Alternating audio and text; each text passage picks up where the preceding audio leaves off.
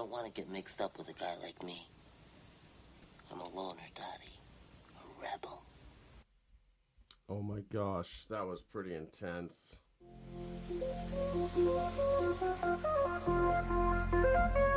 Good morning. It's time for the Morning Sky Show. Bring it! Sunrise on the horizon. Sky is blue, no denying. News with Skyjack Morgan. Bright and early new dawn. Every headline, every story. It's your morning, some glory. Stay informed, stay tuned as the day greets new blue. Good morning headlines with Skyjack Morgan. Start your day just fine. Information for you, darling. With coffee in your cup used to fill you right up. Plenty weather on the go. Morning show you need to know. Join us on this daily ride with your It's a beautiful day in morning America. side by side. Catch the latest, feel the vibe. It's a beautiful morning. Well supplied. News? What do you mean? I'm live, baby. I'm live. Morning headlines with Skyjack I'm Morgan. live. Start your day just fine. Information For you, darling.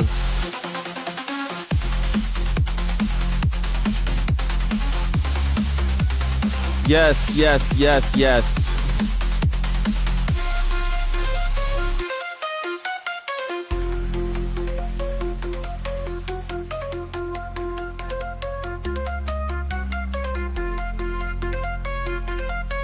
Hello, everybody. Welcome to the show. My name is Skyjack Morgan. I'm an independent news and culture commentator, free speech and critical thinking advocate, and I'm happy to be alive, and I hope that you're happy to be alive too, because my golly, by golly, by golly, we are lucky to be alive. We are lucky. You know, I've been thinking a lot about how, man, I listen to these podcasts, and it's just like, well, oil's going to get crazy. Oil's going to get crazy. And that just, everything's going to get more expensive. Everything's going to get more expensive. And I keep thinking, man, I keep telling people, just stop buying shit. Just like, stop buying stuff. Buy as little as possible. I know it's hard. It's difficult. But stop buying shit. Stop buying shit you don't need. Stop buying, last year's fashion is fine. Last year's fashion is totally fine. This is, most people, you know, they're just wearing pajamas to work at this point. Nobody gives a shit. We're living in America. Nobody cares about fashion anymore. Fashion's dead. Fashion is dead. You don't need to do it anymore. You don't need to buy the latest Labubu. You don't need to buy anything these days. Just buy the bare minimum. Man, I went to Ralph's, which is like a Kroger, and we were buying some fruit. So they got fruit on clearance. And I'm like, just fruit. Karina's like, oh, maybe we should get. I'm like, no, just fruit. And then we just go to the clearance. There's a clearance freezer. And let's go there. Last chance deals before we throw this shit away. And I'm like, all right, I'll get some of that, please. And it was pretty good. $2 for a little vegan ice cream. I thought that was a good deal, so we got a little of that. Fruit and ice cream. Man, I'm telling you, time to live like it's the Great Depression, because we might be living through another Great Depression. We might get there, you understand? Don't spend money. Just be frugal. Be frugal. I'm starting to think I got to cancel everything. I already canceled most things. I can't cancel HBO because it's with my phone plan. But man, I'm looking at canceling everything. Fuck it. I don't care. You're going to raise the price. It's like $6 where I'm at. Not quite. It's almost $6 now where I'm at. $6 for a gallon of gasoline? Man, I'm sorry. Maybe this is a good thing, though. Maybe I've always thought, like, if there were another oil crisis, like in the 70s, maybe people would pull their heads out of their asses. But the problem is Donald Trump is making it more difficult to build alternative fuel sources, or just to, like, build, to put solar panels on your house. He's made it more difficult during this time when we need that shit. And if you're in Asia, like Southeast Asia and stuff, where they really don't have much oil, you're screwed, man. Right now, those people are screwed. I don't know how they're going to, now maybe their governments will just hit Operation Warp Speed for green energy. Maybe that's the thing. Maybe America will be the last country sucking on the teat of the Arab nations. Maybe we'll be the last ones. Hey, wouldn't that be nice? Everyone else at least gets their heads out of their asses. I know America, we are so slow. We're so slow doing everything. But maybe we'll do it later. You know, everyone else will do it because the price goes so high that, like, if you're in Thailand right now and you're driving around on one of those little scooters or mopeds they got over there and you're looking at $6 of gasoline, man, I mean, they don't have any oil. Those countries that are super reliant on Middle Eastern oil, whew, toast, man. So they're going to be going crazy, I think. They're going to be trying to fix their issues and never have this problem again. They'll be like America in the 70s. Remember? No, you probably don't remember, but I don't really remember. I was just a little kid, and there was this thing called the oil crisis, and it was a different world back then 50 years ago, you know. And Carter got on the news. He's like, y'all got to use less gas. And people were like, how dare you? How dare you, Jimmy Carter, tell everyone to use less gasoline, you son of a... And so everyone had to wait in line at the gas pump and stuff like that. I don't think we'll get there, but it's looking bad. And if other countries, it'll probably get there in other countries where they're waiting in line for gasoline and shit. It's going to get bad. Germans are scared of us, and I think that says something. Yeah, I mean, many countries that just haven't been building their militaries all of a sudden are, and they're afraid of us because we leak their secrets. We're like a sieve. We leak everything. It's really bad. So are you saying that I don't need those Taylor Swift shower curtains? Well, if it really sparks joy, Felix, get the Taylor Swift shower curtains. I mean, you need shower curtains. They might as well be, if you're in need of shower curtains, they might as well be Taylor Swift shower curtains, you know? I'm getting my friends to cancel Hell y'all. Hey, what's up? Revoking your man card for crying like a big baby. That's exactly what I'm saying. Donald Trump is crying every single day. I mean, this dude won't stop crying about the 2020 election. I mean, holy shit. It's 2026. We're at war, and this guy is still crying about the 2020 election. It's ridiculous. 2024 election, he had his best friend, Elon Musk, pay off people to vote for him. Talk about crybaby maneuvers. This guy is still, Fulton County is such a big problem. It's such a big problem. I got to do something about Fulton County. They didn't vote for me. They didn't vote for me. Biden, though. Biden. I mean, he's blaming Biden for this war that he started. It really is. I mean, talk about a crybaby. You're absolutely right. You know, they say that Bill Clinton was America's first black president. They used to say that before Barack Obama, you know. They used to say Bill Clinton was America's first black president. And I have Donald Trump now, and he dances to YMCA every day that we're bombing schools full of children. He's dancing to YMCA. He went to lots of gay parties with his friend Roy Cohn. He has been rumored to have blown Bill Clinton. I think it's fair to say we got the first gay president, y'all. First gay president. MAGA gave it to us. You know, you never saw it coming from the Republicans. We had the first black president. It was Bill Clinton. And we had the first gay president. It's Donald Trump. Aren't you happy? I mean, something to rejoice about. Something to rejoice about. But we need wet floor signs everywhere he goes because he's not as tough as the other gay people I know. Usually gay people I know, they're a little tougher. They've had a harder life. They've had a couple calluses from all the times people have been mean to them about just who they are. But not Donald Trump. He has developed no calluses. He simply is a raw little baby boy who cannot, I mean, the dude has Twitter wars with Rosie O'Donnell for God's sake. It's a little bit, and it's a little intense. I just remembered Good Billy was on the sax. Got to give the musical respect, Jack. Well, I give him musical respect, sure. Clinton was Obama's daddy, and Biden was Obama's meat puppet. Okay, interesting. A meat puppet, eh? We know, you know. Yes, you know. Indeed. Yes, Trump is America's first gay president. I mean, it's pretty clear if you think about it. Look how the guy dances. It looks like he's at a bukkake festival. Yeah. Though gays are your favorite people. My favorite people, I don't have a favorite people. My favorite people are anarchists. I don't care what your sexual orientation is. I've never cared about that. It's a weird thing to care about if you think about it. Why would you care about who's fucking who? It never even occurs. Like when I talk to anybody, I don't think about who they like to screw unless I'm trying to screw. If I'm trying to screw, then yeah, I'm thinking about it. But like if I'm not, then I don't. You know, I have a really good friend, a really old friend. I've known him for I've known him since 2009. So I mean, I've known him for a long time, and we were close friends, and I didn't know he was gay like the first year. I didn't even know he was gay. And one day he was saying something, and I was like, what the fuck? And he's like, well, you didn't know I was gay? And I went, no, I didn't know. I don't think about stuff like that. And you don't like act like a San Francisco gay, so I don't know. I went to school in the San Francisco Bay. I thought I had a good gaydar, but I didn't think about it, so it never crossed my mind.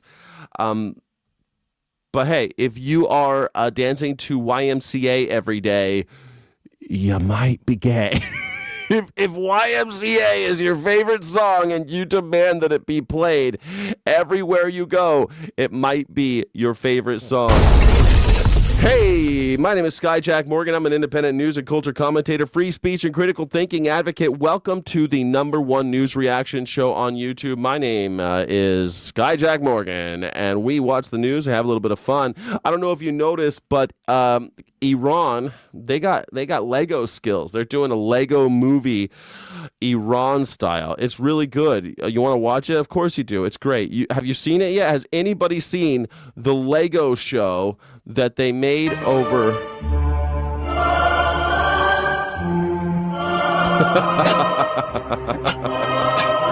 I don't know if you caught that. This is coming out of Iran. My God. This is how sad the world is. Like, I see this about our president, and I think it's hilarious. Like,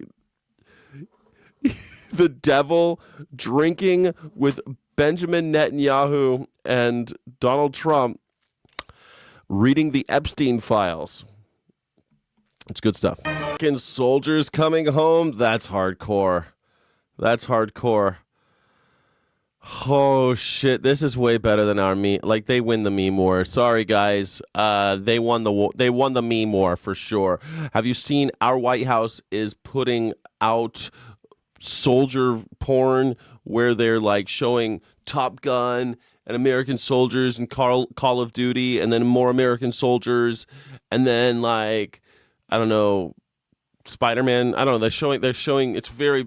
I don't know. They win. They win. This is the point. Oh, shit. American soldiers coming home wrapped in flags. Legos. This is intense, bro. This is better than any Lego movie I've seen before. Oh, shit, man. They're going to come out with a new Lego set. There's going to be a new Lego set. They owned us on this one, boys. Sorry. Iran won the war. I should have made that the title of this live stream. Iran wins the war. The Lego war. What's that say? In remembrance of the students from Minab who were martyred at the hands of Zionists and American terrorists.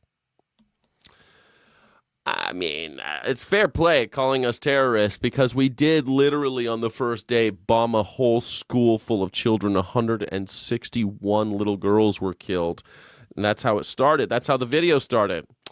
that they looked at the Epstein files, bombed a school full of children, and now Iran is fighting back. It's kind of an accurate, just chronological depiction of events.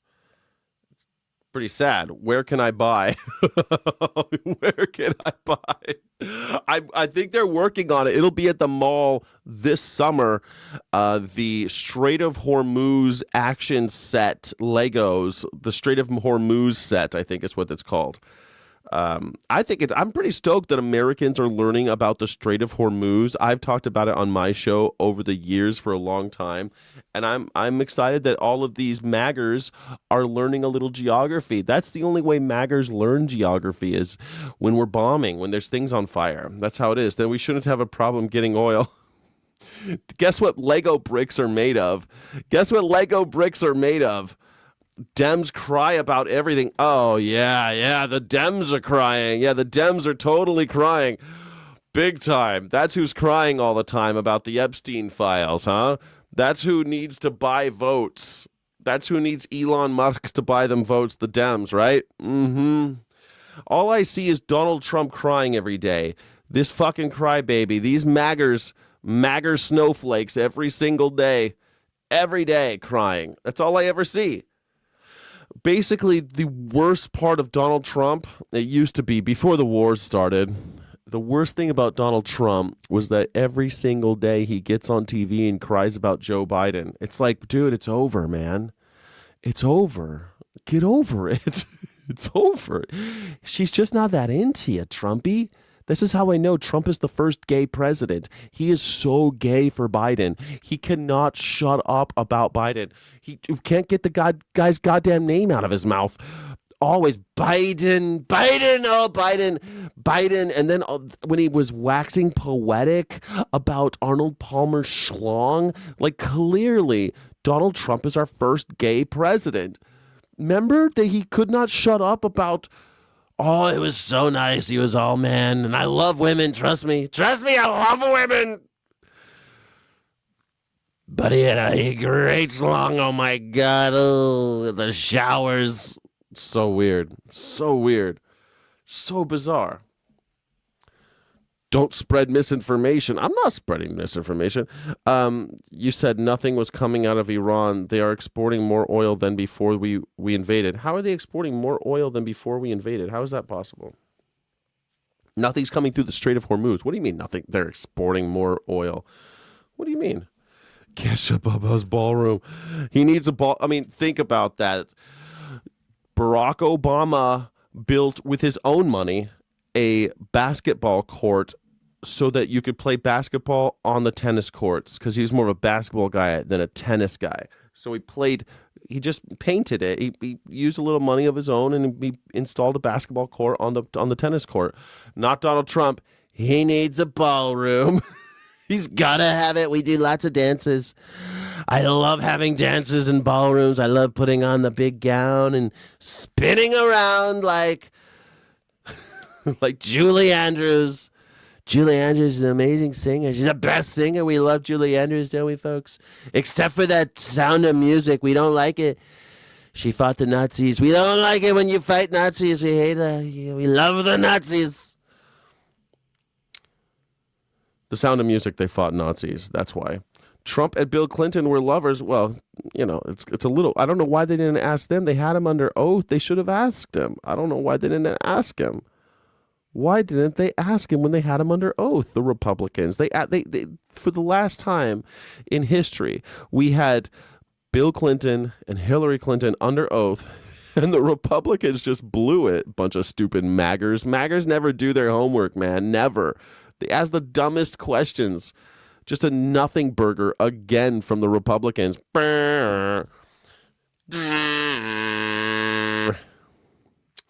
Trust in snake, never trust in America. And Israel, trust in snake, never trust in America. And okay, that's nice. I like that. Well, don't trust him for sure. Trump always blushes when Bill Clinton's name is mentioned. Of course he does. Trust me, they had lots of it. Look it up, Sky. Iran is exporting more oil than they were before they were bombed. Who are they exporting it to? Is Iran exporting more oil than they were before the bombings? Let's see. Data indicates currently exporting more oil than they did immediately before the conflict began, with tankers loading a daily average of 2.1 million barrels of crude oil. This volume represents an increase from the approximately 2 million barrels, 2.1 versus 2 million, exported in February 2026, according to the Kepler tanker. The increased, despite the ongoing conflict, their exports have shown a slight increase, with tankers continuing to load off the Iranian coast. So you're getting oil out of Iran, but not out of the Strait of Hormuz? Interesting. Because on the other side, they control the other side, so that makes sense. While the United States has conducted thousands of strikes in and around Iran, they have largely avoided hitting core oil infrastructure. Cool. While some data sources from early March suggested a slight decrease in volume in the first few days of the conflict, the consensus by March 11th indicated that Iran has managed to maintain or slightly increase its export levels to around 2.1 million barrels a day. Wow. So what you're saying is that we've accomplished nothing. We've accomplished nothing there. So they're actually increasing a slight amount of oil exporting from Iran. Brilliant. I need the Lego Nancy Pelosi insider trading. It's not going to be as fun. It won't be as fun. And Obama playing the Mecca sets. Oh, praying to Mecca sets. Oh, yeah, because Obama's supposed to be a Muslim now, too, right? Maybe the Skyjack Morgan pretending tofu is a hearty meal. Oh, man, tofu's so good. I haven't had tofu in a while, but, man, you're right. I'm going to have tofu for lunch, I think. Make my mouth water. You make my mouth water. Well, great. I like the idea of a Lego Nancy Pelosi insider trading and the Obama praying to Mecca sets. I think that's great. Not going to be as exciting as Donald Trump being fucked in the ass by a tent pole from that Sasha person. Who's that Sasha person? Does anyone remember who that Sasha person, Sasha, who fucked Donald Trump in the ass with a tent pole, allegedly? Remember that? What was that person's name? Sasha something. I could barely remember the Epstein files at this point because it's so hard. Is Barry Muslim? No, Barry is not Muslim. Barry is not. Sasha Riley. Thank you. Sasha Riley. That's perfect.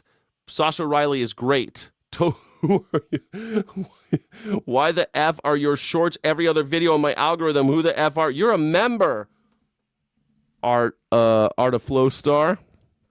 Welcome. My name is Skyjack Morgan. I'm an independent news and culture commentator, free speech and critical thinking advocate. I like to talk about the news from an anarchist, independent perspective, but I also talk about culture, I'll talk about a lot of things. That's who I am. Skyjack Morgan. Who are you? Love to see you. I'm glad that my shorts are going to someone's algorithm. I mean, it's hard when you're not a magger to actually get anything out into the world, so I appreciate it. And yes, tofu is delish. It's great.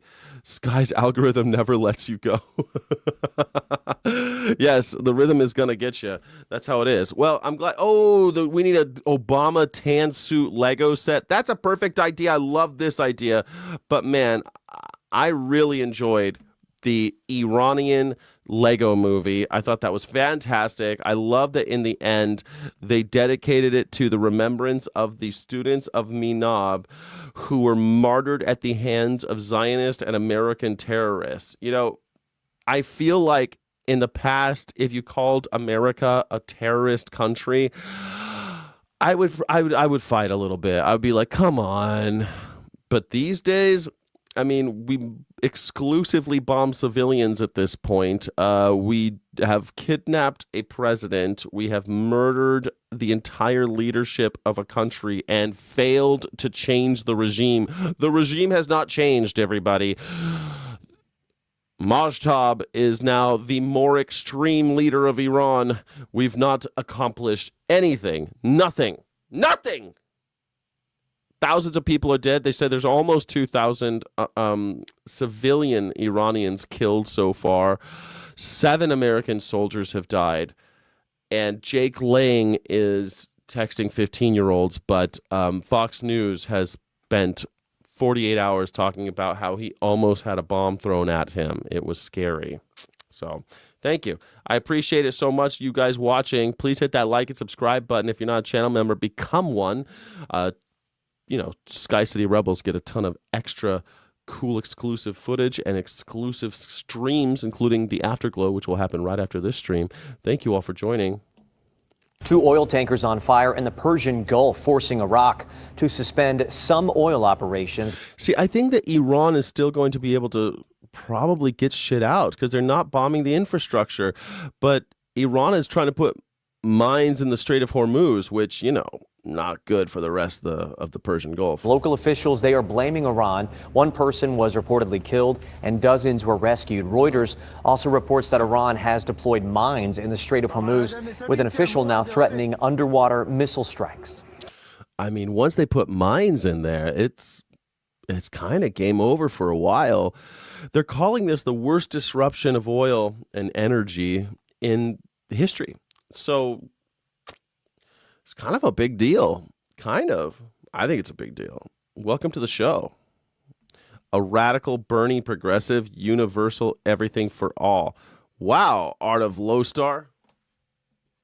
Art of Lowstar. Bernie, lovable loser. Love the guy. Love the guy. Tried to use the master's tool to destroy the master's house. Didn't quite work out for Bernie. Love the guy though. Love him. I would have voted for Bernie. Absolutely. I mean, honestly, if Bernie were president, we would be in a lot better shape. Well, Bernie would be gone by now. But Bernie instead of Trump in 2016, man, come on. Come on. Man, I got in so many fights with liberals about Bernie. I'm like, come on. How are you seriously going to put up Hillary Clinton? Are you fucking serious? America loves dynasties. We're so pitiful that we want to be like the English so badly. We just like dudes with the same name becoming president. We just like the same people. The people are already talking about maybe Michelle Obama will run. People talk like that all the time in America. It's embarrassing. We've knocked out all of their boats. They have some missiles, but not very many. I think we're in very good shape. The main thing is we have to win this. And this comes as Pentagon. We have to win this. What does winning look like, sir? What do you think? What's winning? Well, I'm not going to tell you what winning is, but we gotta win. Gotta win. What are you talking about? Gotta win. You didn't hear they're exporting more oil now? Well, I just read that rib tip. Thank you. 2.1. It's barely more. Let's face it. It's not really newsworthy. They say at the same pace or slightly more. Calm down. Do you agree that most CIA agents are Mossad? I think that CIA agents kind of do their own thing. I think the CIA is involved in so much drug trafficking and gun trafficking that, yeah, they're involved in all the dark shit all over the globe, and that the American people have very little control over them. I think the CIA is like a global mafioso type organization, a global Cosa Nostra that we sort of have some influence over. That's about it. They're like the cops, like you trust police? Police are basically just the mafia who are sort of on your side, kind of sometimes, every once in a while, if you do what they say. It's basically the same as the mafia. Like if you live in a neighborhood where you have mafia control, they're on your side because you're paying them, right? They're on your side, right? Yeah, they're on your side. Hillary was the biggest blunder. The Democrats paved the way for this shit. The Democrats are a joke. I listened to that. What's that? God damn, I listened to that podcast, Pod Save America, where the Democrats are like, oh, Democrats. And even they're like, it's hard to be a Democrat these days. Yeah, because it's your fault, Democrats. It's Democrats' fault that we're in this situation. Every time you want to curse Donald Trump and how bad he is, what a bad orange man and all that, and you're a Democrat, look in the mirror. It's your fault. It's your fault we got Donald Trump as president. That's it. Officials told a group of senators in a closed-door briefing that the war has already cost at least $11 billion in its first 6 days. The war is still impacting oil and gas. The price of crude oil, which is the international standard, topped $100 per barrel again this morning, 3 days after hitting a high not seen in 4 years. The Department of Energy says next week it will release 172 million barrels from the U.S. Strategic Petroleum Reserve to help lower gas prices. Yeah, open up the reserves, baby. We've never had any problems doing that. Do that. Just remember that the oil reserves is a national insurance program, basically. It's about our security. We keep national oil reserves, strategic oil reserves. Usually we talk about oil reserves, it's still in the ground. Strategic oil reserves, like we got that oil. We like keep some for us, right? In case shit happens, in case things beyond our control happen. This was not beyond our control. We knew it was happening. When I was a little kid, they talked about if we bomb Iran, they'll bomb all the other countries and they'll all bomb Israel and the Strait of Hormuz will be closed. That was shit. When I was little, they used to say this shit. So you know the Pentagon knows, right? If I knew, well, Pete Hegseth is in charge now, so maybe he straight didn't know. He just plumb didn't know. If I know, I feel like the Joint Chiefs of Staff know. That's just like, I'm not the smartest man alive. I just went to a fancy university. I got a fancy degrees. I got a couple fancy degrees, but they're in the humanities, you know? I'm just a guy that tries to make sense of shit. Those guys are like strategic soldier warrior guys. They can't do it. They didn't know. The Strait of Hormuz situation, this is completely unexpected. Nobody knew. Nobody knew it was being so difficult to. No, we had no idea. At the pump, and we just checked. AAA says the average price per gallon in Texas this morning, $3.26. That's just up 2 cents from yesterday. In Dallas, it's even higher at $3.47. ABC News chief economics correspondent Rebecca Jarvis will join us with a live report. Yeah, Jarvis, let's do it. Jarvis, talk to me, Jarvis. Talk to me, Jarvis. All right, I'm on the Venmo machine. We just want to look at the Venmo machine. The Venmo machine, I'm going to put it up there. If you like to support independent media because independent media is dying and you want to keep it alive, please consider taking a picture of this right here and doing a Venmo. I will read your comment on screen. Plus, Venmo doesn't take 30%. Venmo doesn't take 30%, so go ahead. Hit that Venmo button. Venmo. It's the wave of the future. The opportunity for rival transportation companies to pay Iran to bomb and destroy rivals here is like a temptation too good to resist for some cutthroat businessmen. Man, I completely agree. The opportunity for rival transportation companies to pay Iran to bomb and destroy rivals. I mean, Iran just attacked the oil industry. They attacked oil refineries, oil infrastructure. America, for some reason, never bombs the oil infrastructure. Why doesn't America bomb oil infrastructure? We bomb schools full of children, but we don't bomb oil infrastructure. I wonder why America does that. Could somebody please in the chat tell me why America doesn't bomb oil infrastructure? Trump is doing this war because trying to get people stop thinking about Epstein files. Well, also, if you can provoke a terrorism, then you could possibly postpone elections in certain parts of the country. You just don't. The thing about the election coming up in which everybody knows it will go the other way because everybody hates Trump and everybody hates the war. So if you really wanted, all you need is to get a few counties not to be able to vote. You don't need to have everyone not vote. These people talking about like, well, you should cancel the elections with ICE or something. He doesn't need to do that. He just needs a few counties to not be in it, and he needs to intimidate a few groups of people not to vote. It's not that hard to fix an election in America. You could do it. I mean, Trump's done it before. Elon Musk in 2024 paid people millions of dollars to vote for Donald Trump and to register their friends. He started his own lottery. Elon Musk should be in jail for voter fraud right now, for electioneering. But do you think the DOJ is going to go after him? No, we don't care about free and fair elections in America. 15 places is what he said. I know. I said 12, and he said 15. So Donald Trump, man, I think he's shooting the moon, but hey, that's okay. Socialist nation, if only, my guy. We're a raging capitalist corporatocracy with some socialist policies that are questionable. If you say so. I mean, we think we're capitalists. Capitalists are really good at fooling idiots into thinking that they're capitalists, even though they own no capital.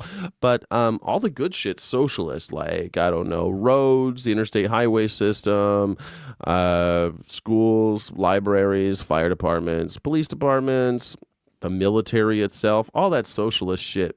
Except for the military-industrial complex, because you have socialism stuff where we're taking our money and then we get it stolen from us and it goes to capitalist organizations who enrich themselves off of our hard-earned money. It's good stuff. Votes cure cancer. Yeah, that's what it does. Votes cure cancer. It's going to be hard. It's going to be hard to cure the cancer. Yeah. Oh, that's okay, Wolven creator. I think you're amazing. Don't worry about it. This guy is an AI mask pretended to be an American. What? An AI mask? I was born in America. I'm red-blooded American. All day long. AI mask. Wow. Did you just watch Scream 7, where it's about AI masks? Where the Scream guy, like the Ghostface killer, is just an AI mask? That's pretty interesting. Yeah.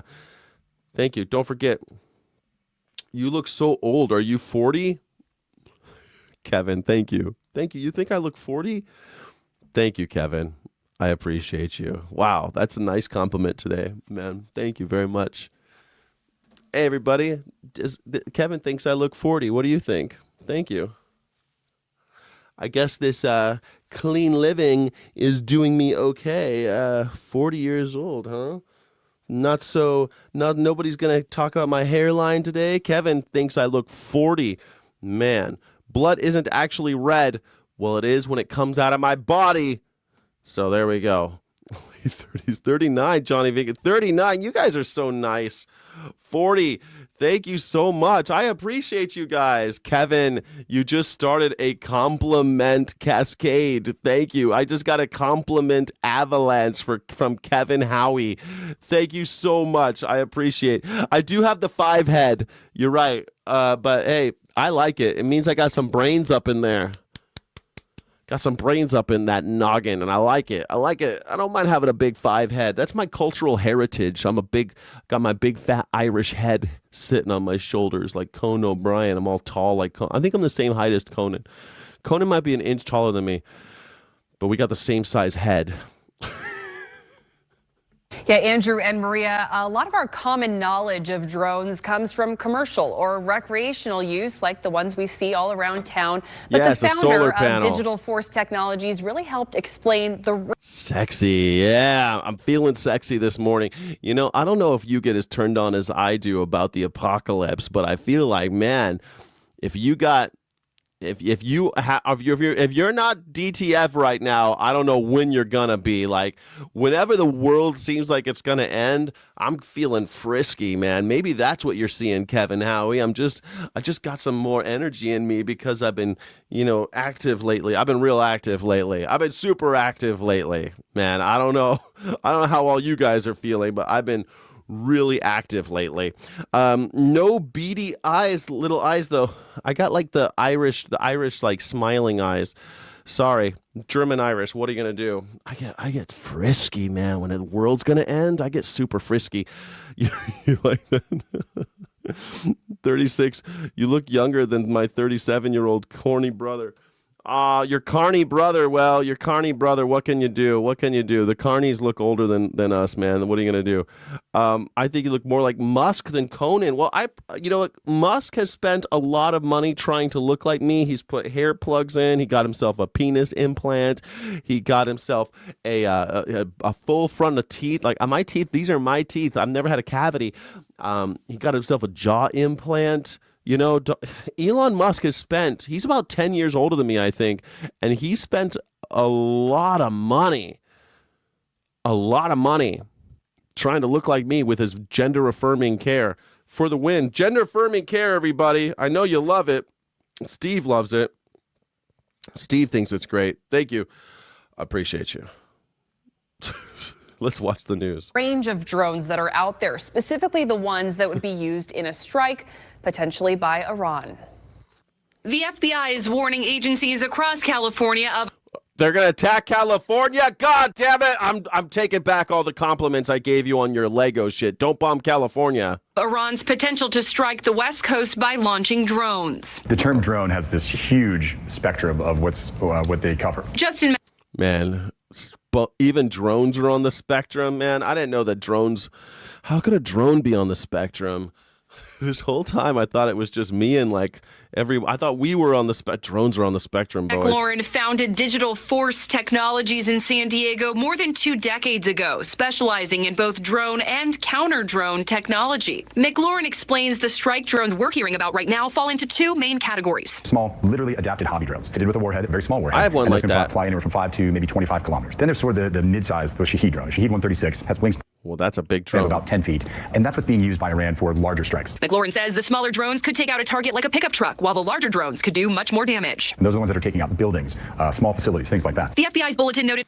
I mean, that's the thing. Like, if Adolf Trump attacks California, it would make perfect sense.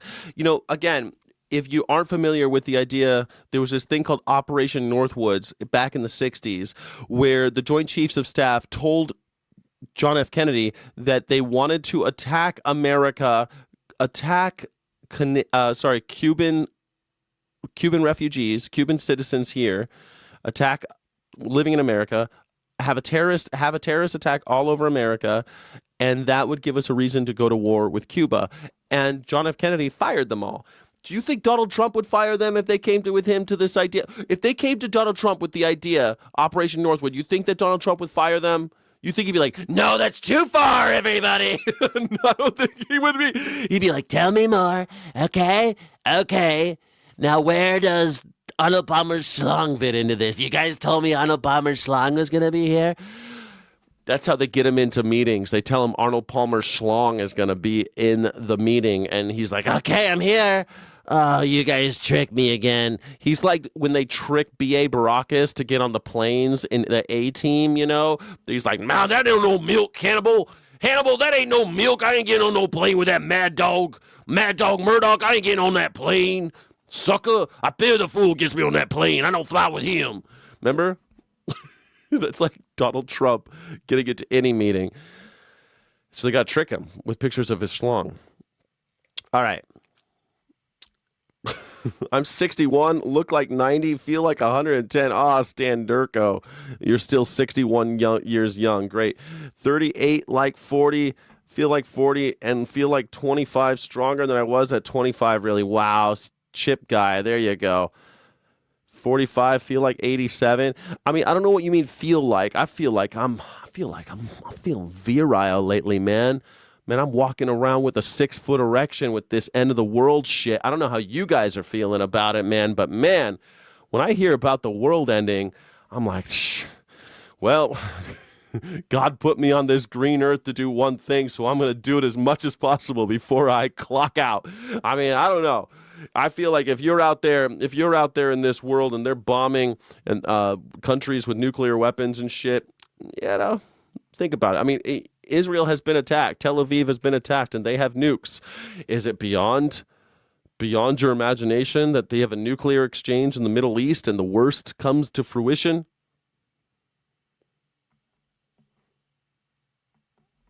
Iran's plans to conduct this possible attack against unspecified targets in California and from an unidentified vessel off the coast. While the details have been vague, the news has put the state on high alert. We've been working collaboratively through the SOC, which we established right after the war began in the State Operations Center, working with the Office of Emergency Service, but also working locally to make sure we transmit any information that we have received and we're aware of. National security analysts we spoke with say the Iranian Navy's capabilities are minimal and that attempts to put drones on a vessel flying the flag of another country and crossing the Pacific would set off red flags. The shock impact is more. Yeah. I think that the shocking... look, man, if Iran comes over, we're toast. I don't know what the hell a drone is going to do. You'd have to have a lot of drones. Like, California's huge. I don't think Iran's going to attack California. There's 65. There's like how many? I think there's, I don't know, 40 or 50 million of us. There's 90 million Iranians. I don't think they're coming after us. I don't think so. I mean, they got so many targets right over there. They've got plenty of bases to bomb right over there. You don't need to do that. Iran, I love the Lego work. Please stay out of California. There's no reason to bomb us over here in California. Nah. The enemy attacks within. I mean, I think that this whole thing, this whole story is the news getting us ready for a false flag attack on California. Donald Trump would gladly do a false flag operation in California, bomb American citizens as an excuse to up the war, to get Congress to buy in fully to this war and have it go completely bonkers. I mean, can you imagine? Can you imagine if a bunch of drones came over here and attacked us? We'd go crazy. There'd be no more Iran. And the actual reality impact. There's dozens of technologies out there. We make some, other companies make them, that can detect and track this. So it is a threat that can be countered. This is tried and true tech. It'd make no sense to do Hawaii. Hawaii doesn't have strategic targets like us.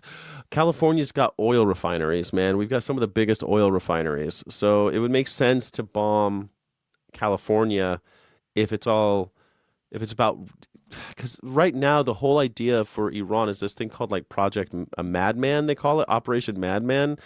And the idea is that they go and they raise the price of oil everywhere to the point where it becomes painful for everyone. And then everyone starts pissing on America because they started this shit. They've been preparing for this type of attack for 50 years. Iran has seen this coming for 50 years. To think that they're just going to be like we caught them by surprise is bullshit. Why do you think that their regime is still there? They're not in chaos. They're completely organized. No one is revolting against them. No one is defecting. Remember when Donald Trump got on TV and he said, "Oh yeah, all the generals need to leave right now." They didn't leave. All the people need to take up arms and revolt. They did not. They've been waiting for this shit to happen for a very long time. This is not a surprise for them. Yeah, Jack Ruby, that shit. It's all going to be an inside job. I mean, are you, like, come on. This is propaganda. This is propaganda. They're going to bring a ship under a different flag, and then they're going to release a bunch of drones to attack California. That sounds like some Donald Trump Looney Tunes, goofy, fucking Wile E. Coyote shit. Technology, we operate overseas with our customers every day, taking down this type of threat. So that it's done here, now it just requires a different amount of coordination. And it is worth noting both the San Diego Mayor's Office and San Diego Sheriff's Office released statements to us tonight saying they are working with local, state, and federal partners to monitor this situation, but they are not aware of any active threats at this time. Stay classy, San Diego. San Diego, which means a whale's vagina. President Trump, what have you heard about this bulletin that some law enforcement put out about a possible Iran revenge plot in California where there would be some kind of a boat offshore launching drones? You hear this? Everybody's talking about California is going to get bombed, even on Forbes. Look, this is the perfect propaganda tool. Donald Trump is planning a false flag operation in California. I guarantee you, if it doesn't happen, we will find out in 30 years. I hope I'm still alive. In 30 years, we're going to find out that there was Operation Northwood Jr. They'll call it Operation Redwood Fury or some shit. And we'll discover that Donald Trump and his Joint Chiefs of Staff had this idea to do some false flag terrorist attacks in California. I guarantee it, man. If you don't think that shit's on the table, it's been on the table. This is shit our government thinks about all the time. Your government, the people you give all your money to, the people that you pray to every day because Donald Trump's a king, they are actively thinking of ways to kill you all the time. You think this was some isolated incident, Operation Northwoods in 1962? No. There's lots of examples of this throughout history. My name is Scott Jack Morgan. If you're just joining us, this is the #1 news reaction show on YouTube. I hope that you can think about supporting independent news media. I'm an independent news and culture commentator, free speech and critical thinking advocate. Don't forget to like and subscribe. Here's your like and subscribe graphic there. And here is the #1 news reaction show graphic. Thank you so much for joining. I think you're beautiful. I love your faces, and I'll see you right now. I'm not going anywhere. I was just pretending. But yes, if you don't think that this is propaganda, I don't know. I got some shit coin to sell you. I got some Trump coin to sell you. I got some Trump coin to sell you if you don't think this is propaganda. Of course, it's being investigated, but you have a lot of things happening, and all we can do is take them as they come. The war itself is being prosecuted as well as anybody has ever seen, and this is other countries telling me too. Big countries, powerful countries, they said they've never seen anything like it. Big countries, powerful countries, bigger than Arnold Palmer's schlong. And they also agree with what I'm doing. They say it's an evil country, and it's been for 47 years that way. And if they try to hit us... What makes Iran evil? I think that if you took all of the reasons you think Iran is evil and you took America, we would be evil for the same reasons. We're evil. We do all this evil shit all the time. We're always using the CIA down in Chile. We did the Allende thing down there. We're always doing shit, fucking with people's countries, bombing people, getting into forever wars, wasting blood and treasure everywhere we go. It's getting in everybody's business all the time. We're always getting everybody business. But Iran's the evil one. Don't forget. Iran's evil. Trust me. 47 years. Evil. They're so evil. That. Have you been briefed about how many Iran sleeper cells there could be inside the U.S. right now? I have been, and a lot of people came in through Biden with a stupid open border. Biden, so we know where. Biden, it was the sleeper cells that came in through Biden with a stupid open border. There was never an open border. Once again, every time they say it, don't let them say it. It's fucking bullshit. There's never been an open border. That's a lie. Stupid open border. That's why they all came over. That's why. So fucking stupid. Most of them are. We've got our eye on all of them, I think. They say dozens. They came in through the open border policies of Sleepy Joe Biden. There you go. Sleepy Joe Biden. It's his fault that there are sleeper cells now, too. This is all propaganda. This is all propaganda.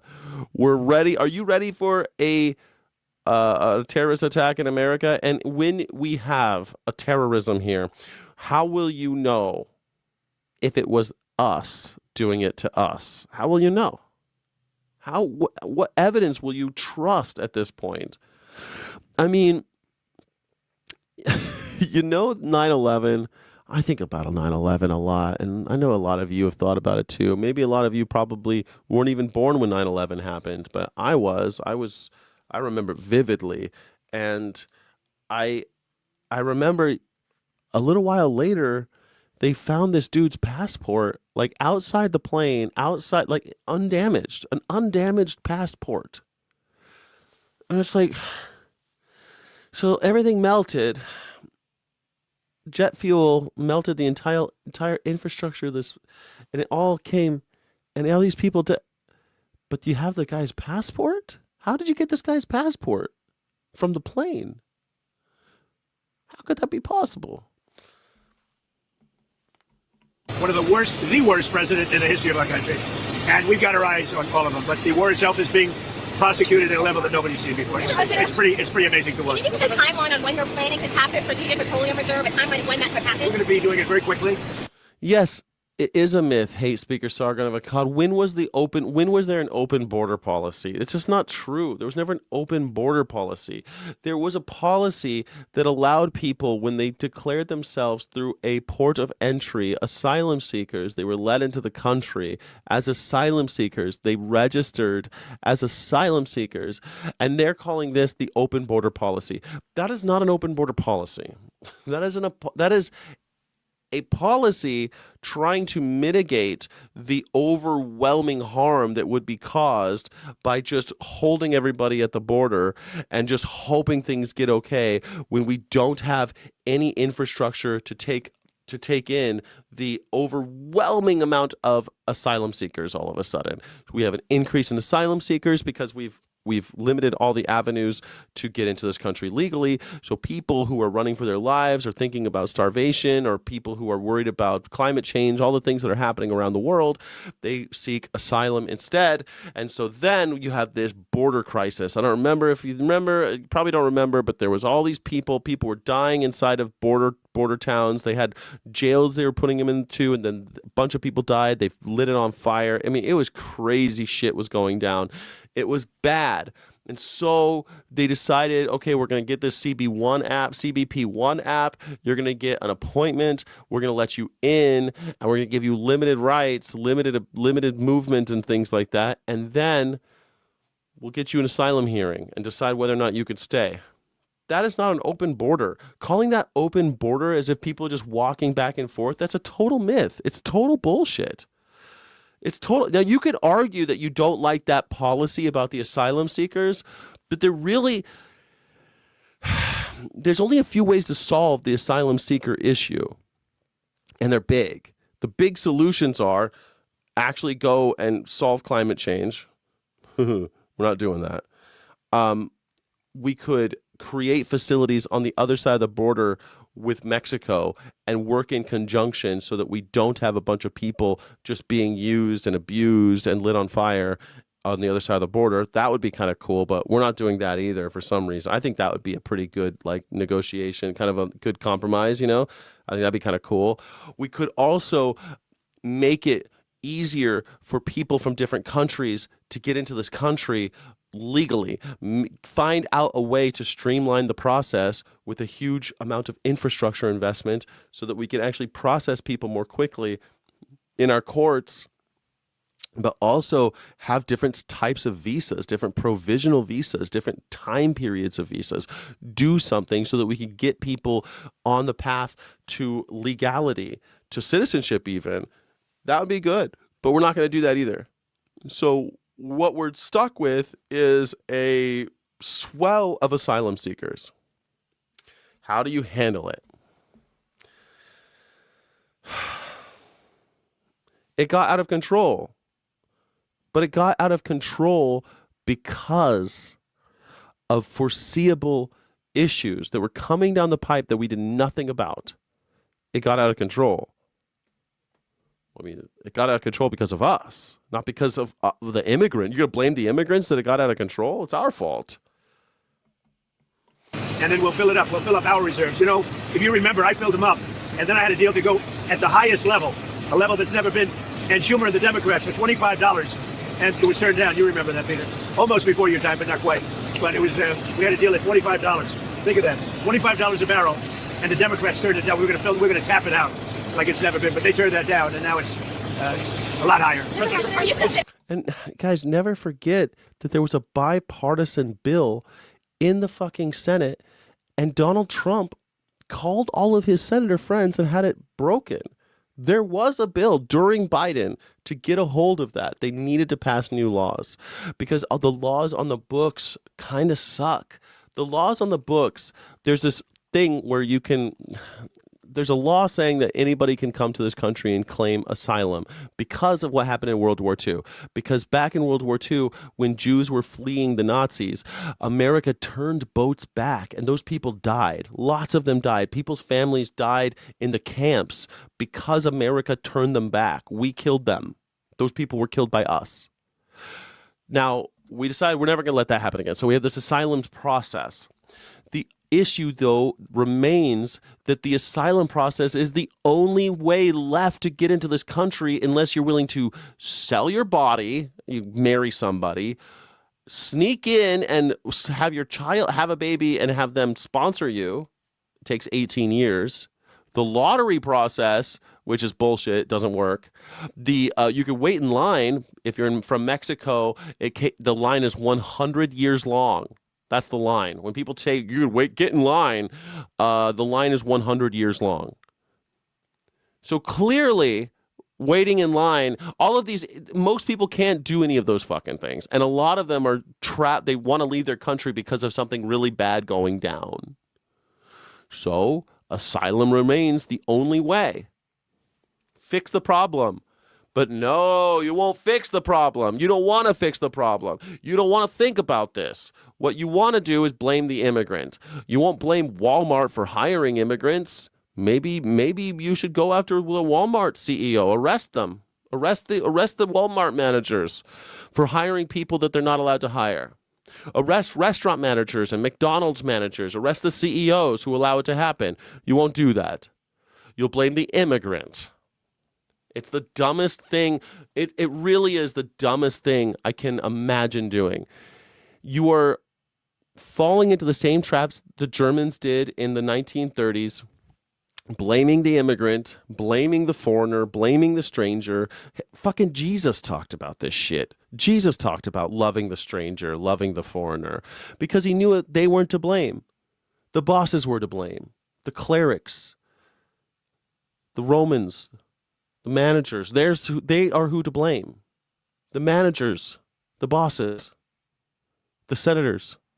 How many times we keep finding out these senators hire nannies that are from other countries. They're not here legally. Blame them. Arrest them. You won't do that. You want to blame the immigrant. The immigrant had to break the law to get here first. Are you not understanding the words coming out of my mouth? They're not breaking laws. Most of them are not breaking laws. Most of them came over through the asylum seeking process.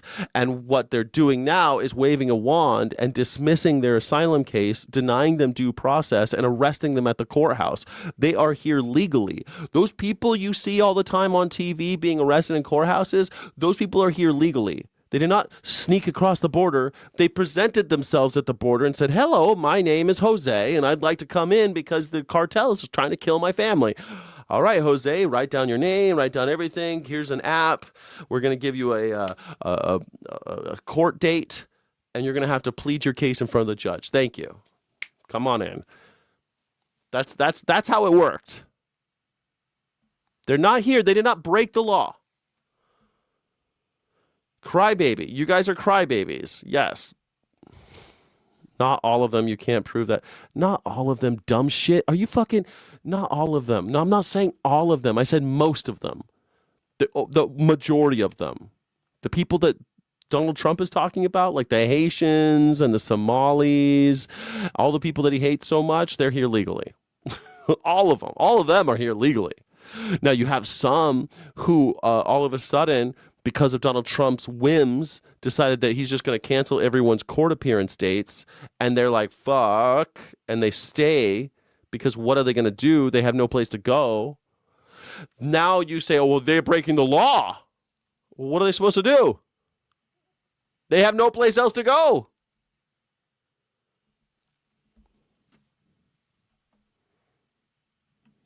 Having the U.S. Treasury Department buy oil futures as a means to keep the oil prices down or bring the Well, oil we're going to be in prices very down. good shape. You see what's happening.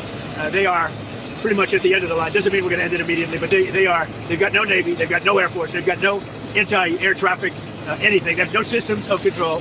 We're just riding free range over that country. And now we're going to look very strongly at the Straits. The Straits are in great shape. We've knocked out all of their boats. They have some missiles, but not very many. I think we're in very good shape. The main thing is we have to win this thing, win it quickly, but win it. And there are many people, I'm just watching some of the news. Most people say it's already been won. It's just a question of when. Most people know it's already been won, but it's just a matter of when. But we don't know when because we don't know what your objectives are. We don't know why we're in this war. We don't know what the point of this war is. What does it look like when we've won? When do we declare victory? What do we do? No answers. Never any answers. Why do people with TDS want open borders again? You fucking idiots. There was no such thing as an open border. It's complete bullshit. It's a myth. Thank you. Do we stop? We don't want to let it regrow, and ideally would like to see somebody in there that knows what they're doing. In other words, they can build a country. Now, one other thing, we can hit sections of Tehran and other places that, if you do it, it'll be almost impossible for them to rebuild their country. And we don't want that. But we can hit electric, we could take apart their electric capacity within 1 hour, and it would take them 25 years to rebuild it. So ideally, we're not going to be doing that. Thank you very much, everybody. Cool. Kevin McCarthy's the There you go. We don't want to bomb the shit out of them, but we're bombing the shit out of them. We're just bombing the little girls in schools. But we can take out their electricity, but we don't want to do that. But we want to win. What? This is just colonization. It won't be over until we colonize them. He knows it. He knows that's what's happening. Wait until there's a terrorist attack here in America. They'll blame the Iranians, and then they'll find out in 20 years it wasn't the Iranians. But it'll be too late because we will have colonized Iran. and Cuba, by the way, because that's the thing they'll do. They'll say, oh, yeah, the boat that brought the drones from Iran was under a Cuban flag. It'll all be too perfect. And we'll all blame them for the drone attack. These drones say made in USA. Trump Corps, because who's making all the drones is the Trump brothers. The Trump brothers are in charge of the drone making capabilities in America. I wonder why we're in these wars, these drone wars, and Donald Trump's sons are in charge of the drone companies selling drones to the United States. So weird. Former Speaker of the House. So, McCarthy, the politics of this war, tell me about it. Well, right now, if you look for the long term, history-wise, President Trump is going to be praised for this because I don't think any other president would do it before or into the future. And it's changed geopolitics. Here you go. The California. You guys hate Californians. This guy's Californian. Kevin McCarthy. Politics. For one, if Iran was able to have a nuclear weapon, there would be 40 countries then because everybody would have one and the world would be unsafe. It's unsafe now.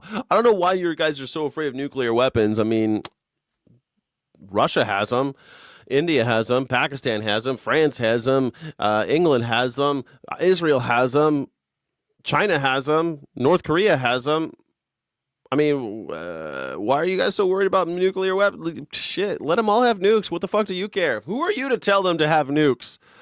I tell you what, if Iran had nukes right now, we wouldn't have bombed that school full of kids. Those kids would still be alive right now if Iran had nukes. If you look at the rise of not just China, but the CRICs, China, Russia, Iran, and North Korea, China needs 11 million barrels of oil every single day. They get a large portion from Russia, but a bigger portion from Iran. Even with the sanctions, they get a discount. And Venezuela. So this is reshaping the world and actually making it safer. Now, domestic politics. People will get upset the price of oil is up. But will it sustain that? I don't believe so. The worst thing we could do is leave this before the job is done. Every single day. This is how they always do, man. Oh, we can't just leave this. Donald Trump started a war, and now we have to clean it up. Congress is going to have to make sure that we put a bunch of money in it now because Donald Trump started a war without congressional approval. So we're going to have to support the troops. Supporting the troops is not putting them in harm's way for no fucking reason. We're in Iran for no reason because the vibes are off, because Donald Trump was crying too much. Donald Trump was crying. And so he had to go bomb somebody because everyone was joking about how he fucks little girls and how he traffics little girls. And so now we're in a war in Iran. Thanks. Iran's capability is decreasing. And if we left too early, then they would use the strait continually to keep the price of oil high. I agree with that 100%. The House Republicans, the Senate Republicans, are they fully behind the president? I believe they are. Look, we are fortunate that with President Trump coming in, it's only the second time in American history do we have someone who served as president, went away, and came back. They had time to understand the job ahead of time. He doesn't have a re-election. He is doing whatever in the best interest of America itself. Think about this. Later this month, he will be in China, having changed the course of Latin America, having making America's economy stronger, securing our border, and going into China saying, you can't run the world anymore. And they're going to be able to lay out the red carpet and say, we want to reshape the world and work with you more than we had in the past. Yeah, that trip, he's coming with a lot of clout. No doubt about that. Kevin McCarthy, thank you so much. Click here to subscribe to the Fox News YouTube page to catch our hottest interviews and most compelling analysis. Way to go. Kevin McCarthy thinks that we need to bomb more Iran. Don't stop bombing until the bombing's done, till we won. Fuck, what do you mean won? What do you mean won? This is Democracy Now! I'm Amy Goodman. On Capitol Hill last week, a Marine Corps veteran and candidate for Senate in North Carolina suffered a broken arm after he disrupted a Senate hearing to voice his opposition to the U.S.-Israeli war on Iran. The veteran, Brian McGinnis, was forcefully pulled through a door by Capitol Police. His arm became stuck in the door and broke. You guys all remember this, right? He got his arm stuck in the door because the cops were beating the shit out of him, and now here we are. Let's see if this guy's as crazy as they say he was. All the maggers said this guy was so crazy. McGinnis interrupted the meeting while Senator Dan Sullivan was speaking. Sullivan's chair of the Armed Services Subcommittee. Our next witness is the Assistant Commandant of the Marine Corps, General Goering. Israel is the reason for this war. America does not want to fight this war for Israel. Come on, let's go. Let's go. Get out of here. Go.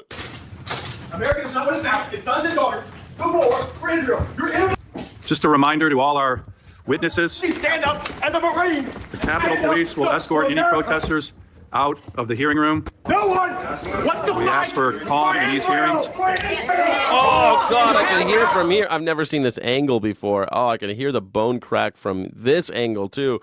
That bone crack must have been so loud. Holy shit. If you're just joining me, my name is Skyjack Morgan, independent news and culture commentator, free speech and critical thinking advocate. Please hit that like button, hit that subscribe button. Join the dignity-based resistance.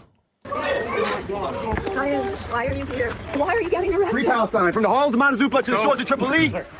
Palestine will be free. Brian His arm is falling off of his body. McGinnis remained detained by Capitol Police as he was treated in the hospital for a broken arm. He's now facing charges including assault on a police officer, resisting arrest, and unlawful demonstration. Brian McGinnis served in Iraq in 2000. Unlawful demonstration.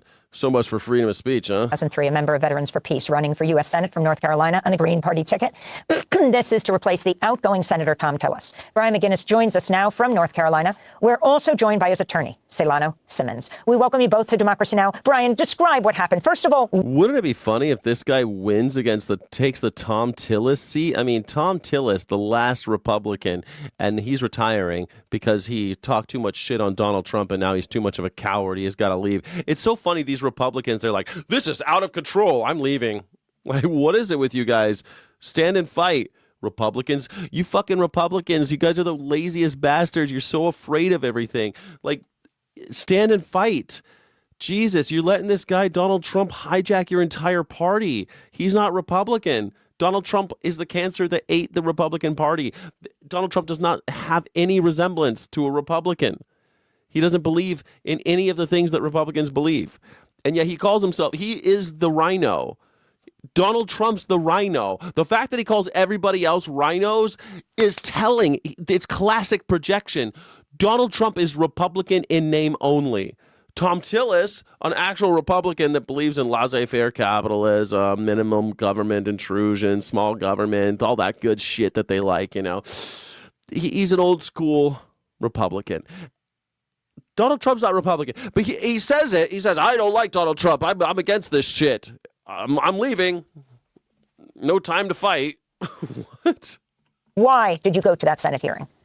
Good morning, Amy. I'm smiling because I'm excited to be here and meet you, but I'm sad from the headlines that have been sadly going across our screens for the last 2.5 years. Inside, I'm sad. I went to the hearing to hear what our leaders had to say in regards to war preparedness, and it was not any different from what I would expect from military leaders. They are so separate from the people, so in line with big government and its plans, and which we've been privy to with the last 25 years of war in Iraq and Afghanistan. It's just the voice of the people's voice are not being heard with any type of empathy. It's just full speed ahead with military force, and I think the people are tired of that, and that's what the voice I was trying to present at that briefing. So, wow, this guy doesn't seem that crazy. Actually, they said he was just a crazy left-wing radical lunatic. It seemed that left-wing lunatic to me. Walk us through that protest on March 4th. What exactly happened? How was your arm broken? Well, all that I can't speak about too much because of $1 billion a day being dumped in the desert every single day. We're dumping $1 billion in the desert, and yet we don't have enough money to help pregnant mothers, little girls, little kids. We don't have any money for that. We don't have any money for prenatal care, child care whatsoever. Nothing. We don't have enough money for all those little kids in Africa that Donald Trump killed with the elimination of PEPFAR and USAID. We don't have that money. We only have $1 billion a day to dump in the desert, and he wants more. He wants more to dump in the desert. But you don't have enough money for your health insurance. Israel has health insurance. Every man, woman, and child in Israel is insured. And mothers, when they have babies, not only do they get all their prenatal care for free, they also get a check every month when they have a kid. In America, you get nothing. Nothing. You get a pat on the back and get told to go fuck yourself. Peter Thiel made an app for you. Peter Thiel wants you to have babies. For some reason, it's okay that Peter Thiel, the gay man, is telling everybody to have babies. Peter Thiel, gay billionaire. When you're a billionaire, it's okay to be gay if you're MAGA. That's okay. MAGA, you're okay with gay billionaires, but regular gay people, not okay. Not okay. legal reasons, but everybody has seen the video, or a lot of people have seen the video, so it's pretty self-explanatory. Those briefing rooms are customizable. They have removable walls, and so I think my arm got wedged between one of those walls and the door, and with the force being applied, my arm got broke. My hand was completely stuck, and that's how that happened. Selena Simmons, you're Brian's attorney. Can you explain what the charges are against him? Yeah, first of all, Amy, thanks for having us. Brian is facing 4 counts. 3 counts of assault on police officers. There are 3 individuals named that are law enforcement. The 4th and final count is resisting arrest. He's being charged by the United States government in Washington, D.C. Superior Court, and we're looking forward to having our day in court regarding these matters. I want to ask you. Yeah, there was a great podcast from Alex Wagner called Runaway Country, and she just did this one about like the trad wives and how creepy it is that people like Peter Thiel and the Heritage Foundation are putting all this money into like trad wife influencers and trad wife magazines. Like, we think that, oh, it's trad wives. There's this new thing called trad wives, and they want to be traditional wives and everything. And it's like, you think that that's just some organic thing that happened, but no, it's entirely orchestrated, and it's orchestrated by Peter Thiel. He has an app that will even track your menstruation for you so that you can have babies. He's really into, for some reason, this gay billionaire is really into white women having babies. But what's crazy too is that, you know what helps the baby makers? More immigrants, but they hate immigrants. They don't want immigrants. I don't want those type of babies. They only want white people having babies. But white people are like, nah, I don't know about that. Like, I myself, I would have babies, but it's getting too crazy out here. How could you afford it? Like, I'm afraid of World War III right now. Is that a good time to have a baby? I don't think so. Hey, I'm a little worried about World War III and the fact that they're putting the 10 Commandments in schools all over America. Think it's a good time to have babies? No, it's not. No, can't afford fucking anything. Should we have a baby? No, sorry. I would, but no. And I'm not alone. Jail investigates a suspicious inmate death. They look at one, if the inmate took... Look at this guy. We don't want illegals. First of all, illegals is just a slur, and I'm tired of it. You guys don't call Irish people or Russian people illegals. You only call brown people illegals. We all know what you're doing, you creeps, you stupid crypto-fascists. I'm so sick of you fucking neo-Nazis. But look, you guys, you don't want brown people. Got it. You don't want brown people. We all know what you mean when you say that. We all get it. All right? The jig is up. We know. We all knew when Irina Shritska, when she got killed on that train, how upset you were that an American citizen killed a blonde Ukrainian refugee, an asylum seeker. You hate that.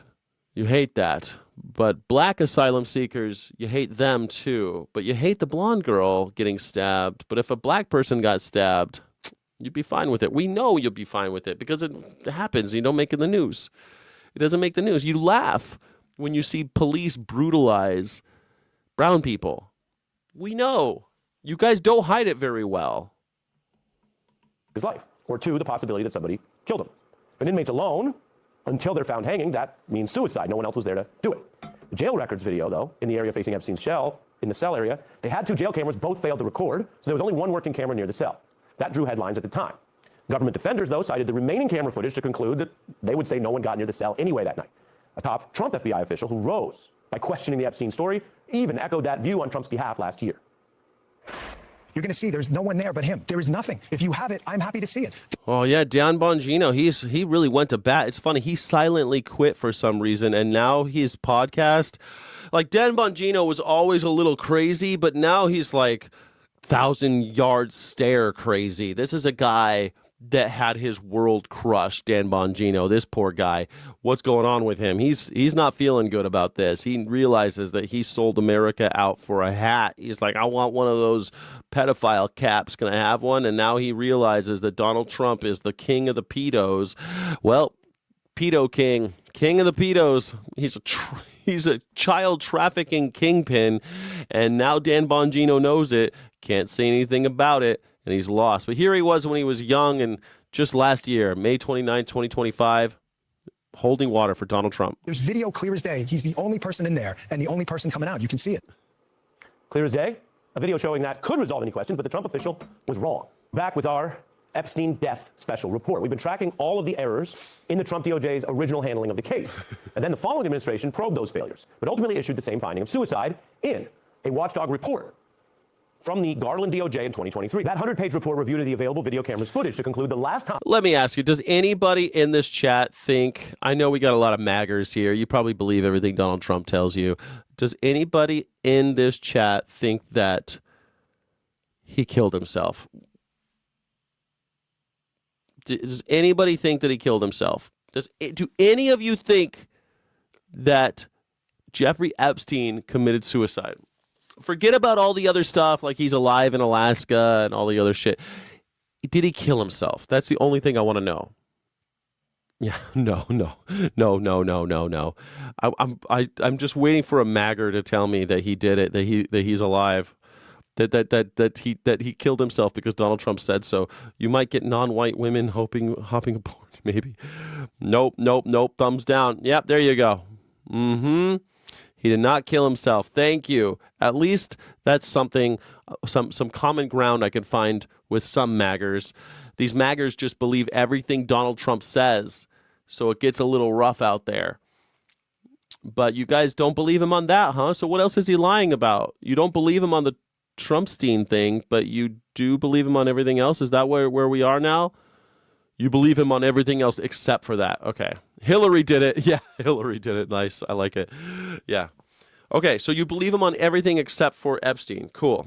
Nailed it. Nice work, everybody. Thank you so much. If you're just joining, my name is Skyjack Morgan, independent news and culture commentator, free speech and critical thinking advocate. I have a Venmo if you like to support independent media, as independent media is dying. It's trying to kill us, as all of the mainstream media is now owned by the Ellison family and the Teals and the Epsteins of the world. Yeah, I mean, we can only have independent news if you fund it, because you can't live without it. Yeah, thumbs down. Okay, so you don't think it. Bubba did it for sure. But Hunter Biden's laptop killed Epstein. Shit, man. Who was talking about who was talking about the laptop yesterday? Oh, Greg Gutfeld was talking about the laptop yesterday, trying to squeeze one more joke out about the laptop, squeeze a little bit more out. So funny, these guys. Laptop though. Anyone came near Epstein's cell was a corrections officer at 10:41 p.m. That's the government conclusion from a detailed probe and report across 2 administrations. I'm biased? I'll tell you what my bias is, though. You ready? Total liberation. I want freedom. I want liberty. I'm against slavery. I'm against oppression. That's it. That's my bias. I want democracy and no chomocracy. I don't like chomocracy. I don't like living in a chomocracy where all the chomos are in charge of what we do, what we say. Don't like it. No siree. Don't like it one bit. I like freedom. I like liberty for all. Anybody who wants to be free should be free. And that's it. That's my bias. Sky's bias is Mobias, indeed. Is Mobias here? I didn't see him yet today. Gutfeld needs new writers. Gutfeld needs me. I would love to be on Gutfeld's show. He needs somebody who is at least going to give some tension. Yes, and is only funny for a little while. It kind of sucks. His show sucks. I still like Gutfeld, though. What are you going to do? That's where the U.S. government would have it stay. But this new law famously forced out the secret internal documents from the same probe, showing other views within the FBI about the last person near Epstein's cell, hidden from the public until now. DOJ said the officer was the last time anyone entered the area. But the Epstein files have revealed a secret FBI log of the same video, which spotted a flash of orange going up the stairs. Inmates wear orange, not officers. The FBI stating a, quote, flash of orange looks to be going up the stairs. Could possibly be an inmate escorted up to Epstein's tier. Now, the FBI's own video review detected that prison orange uniform of a possible inmate. That's big. Why was there a missing minute, though? This review had the evidence. Orange that could be an inmate. But we are now learning it was cut, hidden, or accidentally left out of the DOJ report. The new files reveal this. All right, there it is. Nobody believes that he was killed. I like it. All right, we're all on the same page at least. Trump is orange. Maybe it was him. Maybe it was him sneaking around. Although the chump's got no he's got no sly, you know. He's not slick enough. He's too much of a clumsy fat fuck. He just tripping over his own fucking feet all the time. His tie on the ground. I don't even know where I am. Even back then, the guy, he could barely get his shit out of it. I mean, come on. Donald Trump with his swollen ankles is going to sneak into the cell? I don't think so. The cankles ain't going nowhere. His cankles ain't going anywhere for sure. Have you been to prison, using prison slang? No, man. I've just lived. I've got lots of experience with people who have been to prison, though.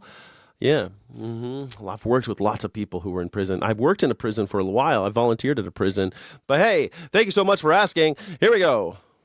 Good evening from New York. I'm Chris Hayes. We're 12 days into Donald Trump and Benjamin Netanyahu's war with Iran, and it looks exactly as poorly planned and disastrous as many of us feared it would be nearly 2 weeks ago. Do you remember when this war first started and Donald Trump echoed the old W. Bush administration argument about U.S. forces being naked? He was naked when he did it. He was naked. Look at him with the hat. Remember when Donald Trump did the dignified transfer and he wore the USA hat? Remember that? I mean, I've heard a lot of veterans are finally waking up to this guy being a piece of shit. I mean, you'd think that they would have known he was a piece of shit when he said that McCain wasn't a hero because heroes don't get shot down. Remember when he said that? Remember when he went to the Normandy beach graveyard, the World War II graveyard, and he called them a bunch of suckers and losers? Donald Trump's a sucker and a loser.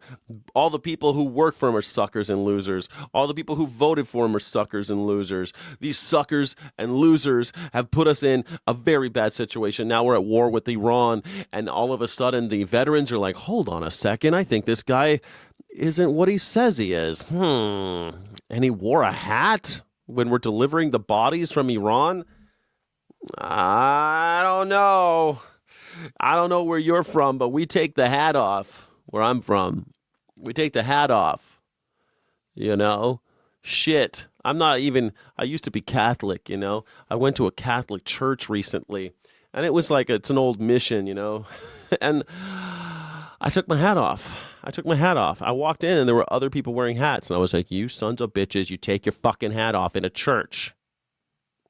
But hey, I'm just a person who likes to show respect, you know? To the great, proud people of Iran, I say tonight that the hour of your freedom is at hand. America is backing you with overwhelming strength and devastating force. Now, man, I've heard lots of interviews with veterans saying, like, they do not like this piece of shit making jokes about the military, memifying, making it look like it's a video game, the solemn, serious work of killing people overseas in order to secure our oil interests. You know, it ain't a game. It ain't Call of Duty, y'all. Now is the time to seize control of your destiny and to unleash the prosperous and glorious future that is close within your reach. That was Trump's pre-recorded statement from his golf palace announcing the war to the American. His golf palace? It's true, too. Like, what the hell? We're at war, and Donald Trump is at Mar-a-Lago every day. And that other one, he was at another resort dancing. Oh, yeah, YMCA. We're bombing people. Americans are dying, and that's just going to happen. Let's party. Holy shit, man. This guy, you guys like him, huh? You guys still like him, right? You're still on board, right? You're still on board? Awesome. People in that white trucker hat you can buy off his campaign website. Then, a few hours later, an American Tomahawk cruise missile struck a girls' elementary school, killing 175 children and staff. An act, in my view, that gruesomely rebutted the argument that our invasion was being done on behalf of the Iranian people.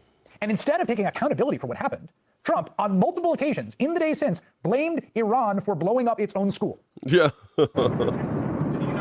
Even Hegseth behind him is like, ooh, don't say that. No, in my opinion, based on what I've seen, that was done by Iran. Is that true, Mr. Hegseth? It was Iran who did that? We're certainly investigating. You just suggested that Iran somehow got its hands on a tomahawk and bombed its own elementary school on the first day of the war. But you're the only person in your government saying this. Even your defense secretary wouldn't say that when he was asked, standing over your shoulder on your plane on Saturday. Why are you the only person saying this? Because I just don't know enough about it. I think it's something that I was told is under investigation. But tomahawks are used by others, as you know. Numerous other nations have tomahawks. They buy them from us. But I will certainly, whatever the report shows, I'm willing to live with that report. Oh, you're willing to live with it, are you? So there you go. We're one of 3 countries on Earth with Tomahawk missiles. It is the U.S., the U.K., and Australia. Not only does Iran not have Tomahawk missiles, it does not have the technology nor the infrastructure to fire them. And if all that was not convincing enough, bomb fragments recovered from the scene say made in USA on them. I mean, this guy, I can't believe you guys still fall for this. I can't believe people are still falling for Donald Trump. Like, how many times is this con man going to con you? I get it that like it's easier to bamboozle someone who's already in the bamboozle, but Jesus Christ, wake the fuck up. Are you completely devoid of any faculties at this point? This guy's saying that Iran had tomahawks. Come on, man. They stole a tomahawk and bombed their own school with it to make Donald Trump look bad. This is how he thinks about everything. This is why you can't believe him about anything. If he's willing to lie about a tomahawk missile falling onto a school full of children, what else is he willing to lie about? This is what I don't get. Well, you guys are cherry picking. You're saying that he lied about the Epstein suicide, but you don't think that he's in the files. He is in the files. He's in there a million times. And you're like, oh, well, no, but he didn't do anything. He's not hiding anything. But he literally shut down the government in order to hide it. And now that shit's out, and now we have all of this evidence, this overwhelming mountain of evidence that Donald Trump is Jeffrey Epstein's co-conspirator, not a client, not a friend, but a perpetrator of child trafficking. Now we're in a war with Iran with no clear indication of what victory looks like, no idea what any of his objectives are. And you're like, no, I believe him. Yeah, I believe him. What the fuck is going on with your brain, man? How is that possible? And then anybody who points these things out, you say, you have TDS. You're crazy. I'm crazy. I'm just watching the news. I'm just a guy that likes to watch the news. My name is Skyjack Morgan. I'm an independent news and culture commentator, free speech and critical thinking advocate. And yet, you believe this politician. Is your boss at work your favorite person? You like your boss more than your dad? Do you like your boss more than your wife and kids? Is that the type of person you are? Because that's a bootlicking type of shit that I can't fucking stomach, man. This country's supposed to be a country of revolutionaries, resistance, people who hold presidents accountable, not supporters. You're supporting a candidate, not a president. Nobody supports a president until now. You support candidates. And then when we become presidents, they serve you. You don't continue to serve them and continue to give them money like a bunch of simps. Are you that much? You're just suckers now. This is what our country has become? You ruined our country, maggers. You ruined it. How embarrassing for us all. Of course, we're the only country that makes that.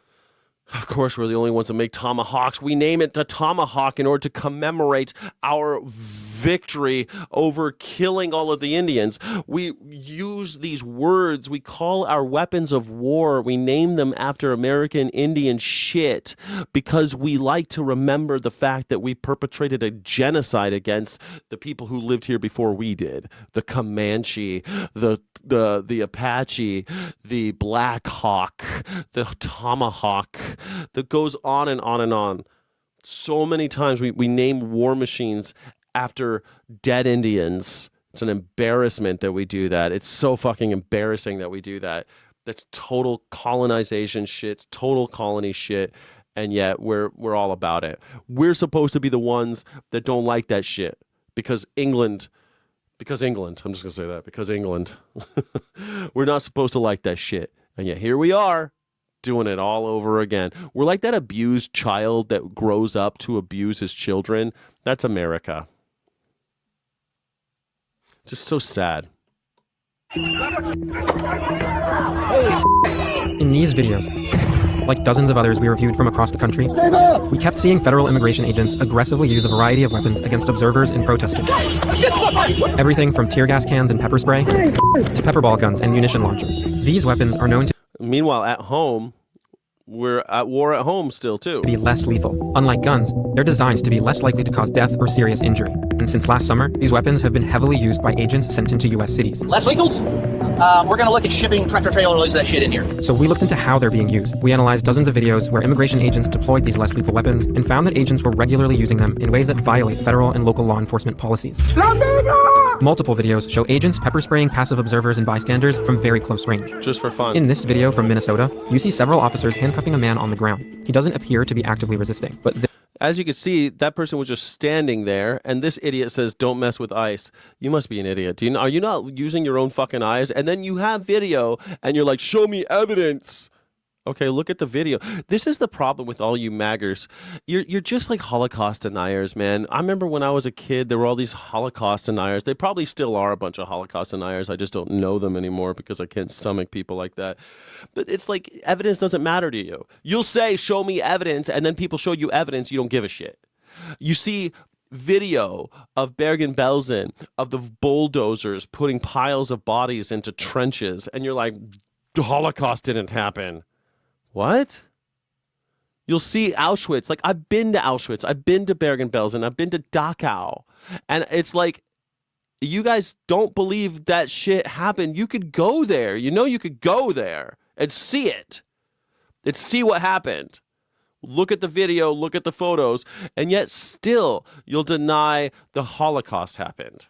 It's like right in your fucking face. And you still, I can rub your nose in it, this mess you've made, and you still will be like, I don't know who made that mess. You pissed on the you pissed on the carpet, little boy. I'm gonna rub your nose in it. I don't know who did this. There's no piss on the carpet. That don't look like anything to me. You guys are like the robots in Westworld. When you're confronted with shit you're not supposed to see, it doesn't look like anything to me. Doesn't look like anything to me. Psychopathic. You're psychopathic. Holocaust deniers. You're just the same fucking ilk. You're the same ilk as those Holocaust deniers who look at all the evidence and still deny. The same thing. Yeah, maggers are Holocaust. Yes, you're just like them. Yeah, same kind of person, nutshell, man. Exactly the same type of person. You're the person who was just on here trying to say, like, well, show me the evidence. Go fucking look up the evidence, man. There's evidence everywhere. There's so much evidence now. And still you're like, doesn't look like anything to me. Never happened. Never happened. Never happened. You guys are the same as Holocaust deniers. Absolutely. You do not care of the artifacts, evidence, photographs, corroborating eyewitness accounts, none of that. You don't care about any of it. You don't care that there's people accusing Donald Trump of raping them. You don't care. Where's the evidence? Well, we have this bunch of people said that it happened. Okay, well, where's the evidence? Okay, we have flight logs that say he was there. Okay, well, where's the evidence? Okay, we have emails after the fact where he's talking about it. Okay, well, where's the evidence? Okay, well, there's photos of him with these girls. Okay, where's the evidence? What do you mean? What are you talking about? This Border Patrol officer, not involved in the detention, bends down and sprays the man in the face from inches away. To understand if agents violated federal or local law enforcement policies, we reviewed DHS, CBP, DOJ, and police department guidelines on use. Yeah, factism. They don't care about facts because facts don't care about their feelings. Donald Trump runs on vibes and vibes alone.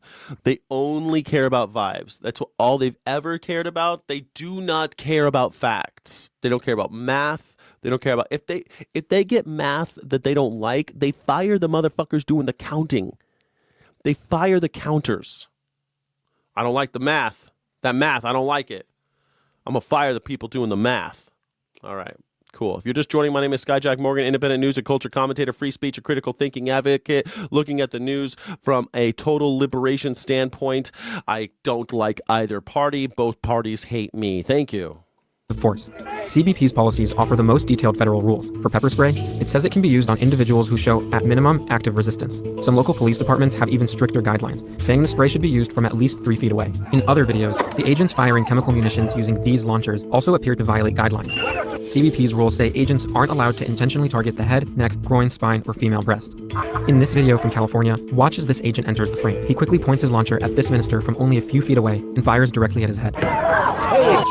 This video from Minnesota appears to show several of these violations. As one federal agent arrests this man on the ground, another agent begins throwing multiple tear gas cans at the observers. The other agent, still in the middle of detaining the man, has pepper spray in one hand and a munitions launcher in the other. He fires directly at an observer only a few feet away, though none of the observers appear to show signs of active or assaultive resistance. At the same time, the other officer throws this stun munition, which narrowly misses a man's head.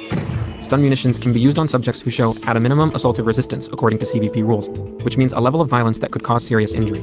Moments later, one of the officers pepper sprays an observer kneeling on the ground, and then points his munition launcher at others nearby. This is just evidence that every American needs to buy a gun. What are you doing? We have the Second Amendment. Use it. Use your Second Amendment right. Do it. Just do it. Behavior is the same as 1930s Germany. That's right. You nailed it. Same as it ever was. Same group of people. They're the same.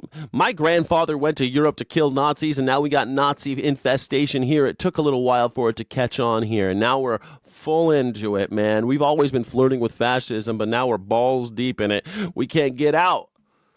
Well, we can get out, but the getting out part might be a little messy. So I don't know if everyone's going to be able to stomach it, but you're absolutely right. 100% 1930s Germany, 100%. 100%. I have a degree in German. I lived in Germany for 6 years. I worked with a lot of people who were there during those dark times. And I got to ask them all sorts of interesting questions. I feel blessed that I actually got to meet them.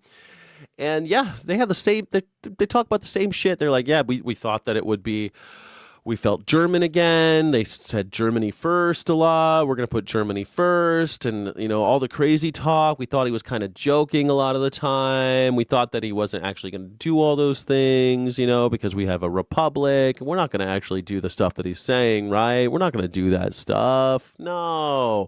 And then when it started happening, they were like, well, it's not happening to me. You know, it's happening to those other people. It's happening to those people that are troublemakers. Those people that aren't the same as the asocial, they called them, the undesirables, and the what they call them, the deviants, the what do they call them, the deviants, and the degenerates. That's what they call them, the degenerates. Same thing we're doing now. Nothing is different. We took a closer look at this incident, a protest outside of an ICE detention facility in Illinois last September. Freelance journalist Lee Kunkel was recording these immigration agents walking towards the crowd, armed with their pepperball guns. What was the environment like when you got to the protest? What was the atmosphere there? Nobody was throwing anything. Nobody was approaching the agents. It was a slightly more combative atmosphere, but certainly not violent on the protesters' side. You can see Lee at the protest here, behind the white van with other photographers, when agents began firing pepperballs in their direction. Amid the spray of pepperballs, Lee is hit in the back of her head. You can make out the mark where the pepperball hit Lee. She holds her head in pain and ducks behind the van for cover. First of all, loser, I ain't a liberal. I ain't a magger either. You're not supposed to be. You're supposed to be an independent thinker. You're supposed to have some critical thinking, Cynthia. Maybe you should question authority and stop doing what the bosses tell you, you fucking simp. Cynthia, you slave. You're just another slave doing slave shit, doesn't know you're enslaved. Deny everything, admit nothing. That's Trump's motto, exactly. Thought you had a degree in German. I do have a degree in German. I have a few degrees. I have one in German. It's true. I have a degree in German. It's pretty cool. Yeah, and I lived there for a while, so lived there for 6 years. What Lee didn't know is that some of the shots were coming from this agent to her right. He was standing about 20 feet away and behind this chain link fence. Here he is with his pepperball gun aimed at her and resting on the fence for stability. The agent fires at Lee again. This time, he hits her directly in the face. This is the smoke cloud from the pepperball's impact. As Lee runs away, the agent keeps firing at least 2 more rounds. They barely miss her. The pepperballs left Lee covered in blood coming from her nose. Lee was shot in the head and face with a pepperball gun. Like its policy for munition launchers, CBP's rules for the weapon say authorized officers/agents shall not intentionally target the head, neck, spine, or groin of the intended subject unless the use of deadly force is reasonable. I would love for somebody to... Deadly force is reasonable. They don't care. Pretty soon, we're lucky that they even have pepperballs. We're lucky they're just not shooting these people. Like, well, this is what's going to happen, okay? We won't have the death number. We won't have these death counts like what we're used to seeing in like the olden days. We're really good at medicine now. If you get shot in the face, you're probably not going to die. Plus, we're using less than lethal stuff. So you're just going to lose your eyeball or lose all the teeth in your head or lose your ear, your ability to hear, but you'll survive. And so you'll have these numbers come back where you're like, see, it's not so bad. It's not like what they were doing in Germany. It's exactly what they're doing in Germany. It's just that we're permanently maiming them instead of killing them. It's the same shit though. Same thing's going to happen in Iran. We'll have a bunch of American soldiers. We have 140 American soldiers who have been wounded. And they're like, well, they're not dead. Well, yeah, I mean, we're pretty good at not having people die these days. I mean, how many people came back from Iraq and Afghanistan and they were maimed? They came back legless, dents in their heads, just trauma, just PTSD, all sorts of things. And now, well, we didn't have that many of us die. Well, thousands of Americans died in the forever wars of George W. Bush, but we didn't lose that many people. We did. We lost a generation of people. They're not the same. They're fucked. There's the same thing that's going to happen in Iran. 140 people so far have been wounded. We have no idea the degree of their injuries. We have no idea what they actually were wounded, how wounded they were. Some have flesh wounds. Some have shrapnel in. They're going to have shrapnel in their groin. That one guy, Corey Hicks, he'll have shrapnel in his groin for the rest of his life. Shrapnel's coming out of his neck. They're pulling it out of him still. So, I mean, what are you going to do, right? You say that it's well, we're not losing that many guys. We've killed almost 2,000 Iranians, and we only lost 7 Americans. Yeah, but 140 people have been injured. We're just better at patching them up than they are because we're pretty good. We got technology. Anyway, Fox News is retiring, especially in the skilled trades. This year, for every 5 who leave, 2 come in. The arithmetic's not on our side. The perceptions are not on our side. The need is clear and present. and that's the other thing. 4,000 people. I know 4,000 people disappear from Alligator Alcatraz. We've got people disappearing all the time. We have no idea what's happening to them. What's going on? Well, this is the same type of shit that happened in Germany too, where we knew about the concentration camps. Everyone kind of knew about it, but they didn't really know about it, right? Because of exactly like that. 4,000 people disappear out of Alligator Alcatraz. It's not in the news. Why? Because we're too busy bombing each other. We're bombing Iran right now. We don't know what's happening because there's just not, our attention deficit is real, but even with a really overactive attention, with no deficit, we still aren't able to pay attention to everything. It's all a smoke show. It's a snow job, they call it. You do everything in the snow, and your eyes never adjust to the darkness because it's white, and you don't know what's happening. I mean, I talked to Germans. I mean, I was in Hanover, Germany, and I was talking to this lady, Frau Hagenberg, and she was like 12 during the war, and so she remembers, you know, and she was telling me, like, we didn't know, like, we saw them putting Jews on the trains, we saw them moving people, we saw them liquidating, we saw that shit, but we didn't know that they were building ovens in Poland. How the fuck would I know? Like, oh, that makes sense, actually. Like, you knew it was bad, but you gave yourself reasonable deniability, just like they're doing today. You ask a magger today, and they're like, they're not concentration camps. They're detainment centers. Alligator Alcatraz is a detainment center. Bukele down there in Seacott, that's not a concentration camp. That's a terrorist confinement center. That's not a concentration camp. That's the Speedway Slammer up in Indiana.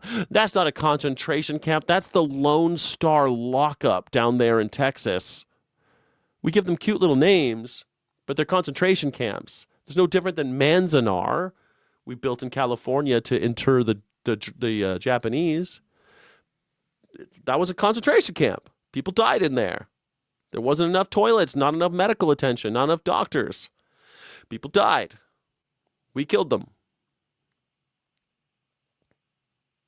4,000 people disappear from Alligator Alcatraz. Where the fuck they go, we have no idea. If they're in ovens right now, how would you know?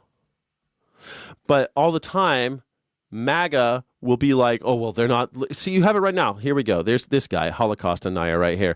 They objectively aren't concentration camps. Yes, they are. Of course they are.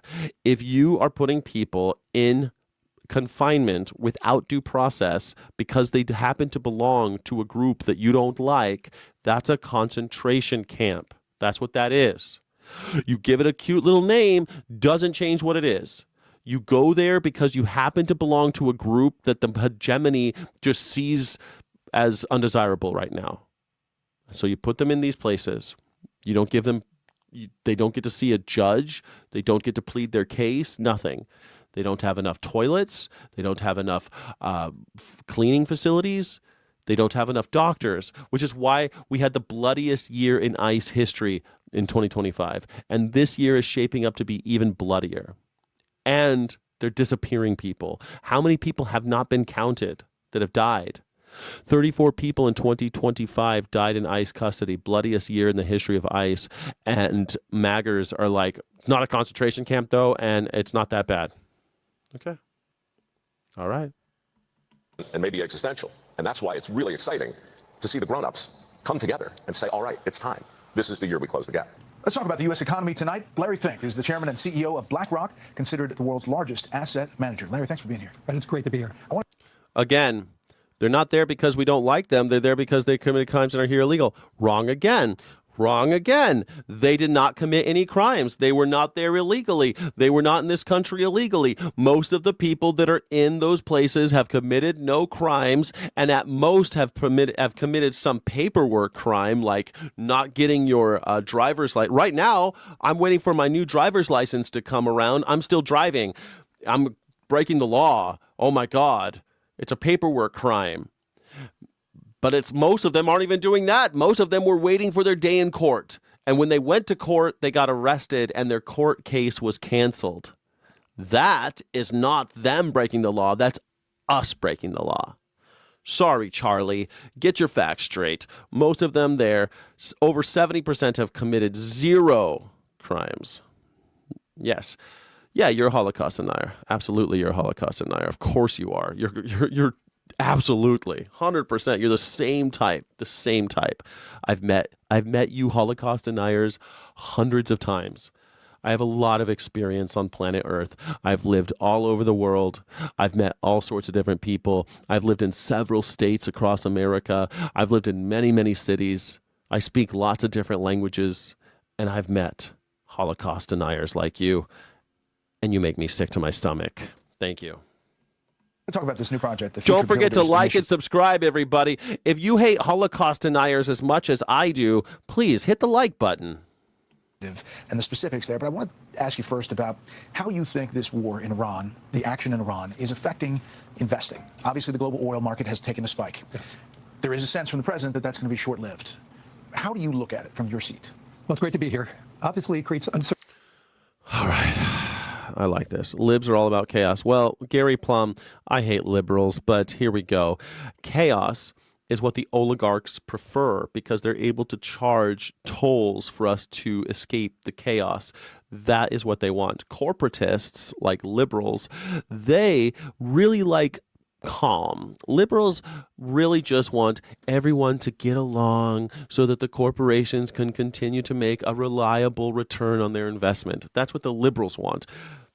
The oligarchs, which is MAGers and their ilk, they love chaos. They love wars and snow jobs and alligator Alcatraz. They love all the crazy because in order to escape the crazy, first of all, you're never able to figure out what crimes they're committing because there's too much to pay attention to. And the same people that are committing those crimes are selling you the cure. The cure is these apps, the access to entertainment, access to the roads, access to travel. They're going to charge you at every single place. They're already doing it. They love the chaos. They love the idea of long lines at the TSA because they know that they can bust the union, which they've already done, and then break up the TSA, which is in Project 2025, and then create for-profit solutions to the problem that they caused. Create the disease, sell the cure. That's what the oligarchs do. It's always been the case. You want to talk about liberals, I hate them too, but they're corporatists. They just want everyone to get along. Let's hear out the Nazis one more time to let's make sure that we're all on the same page. Let's all get consensus. Can we get consensus, please? Can't we all just get along? Everyone's opinion is valid. Uncertainty, and uncertainty creates fear. But that being said, the $14.5 trillion of money we manage, most of it is very long dated. I don't pay much attention to the short-term volatility, but I focus more on these longer-term trends. Do I believe the war is going to be lasting a long time? No. Do I believe oil...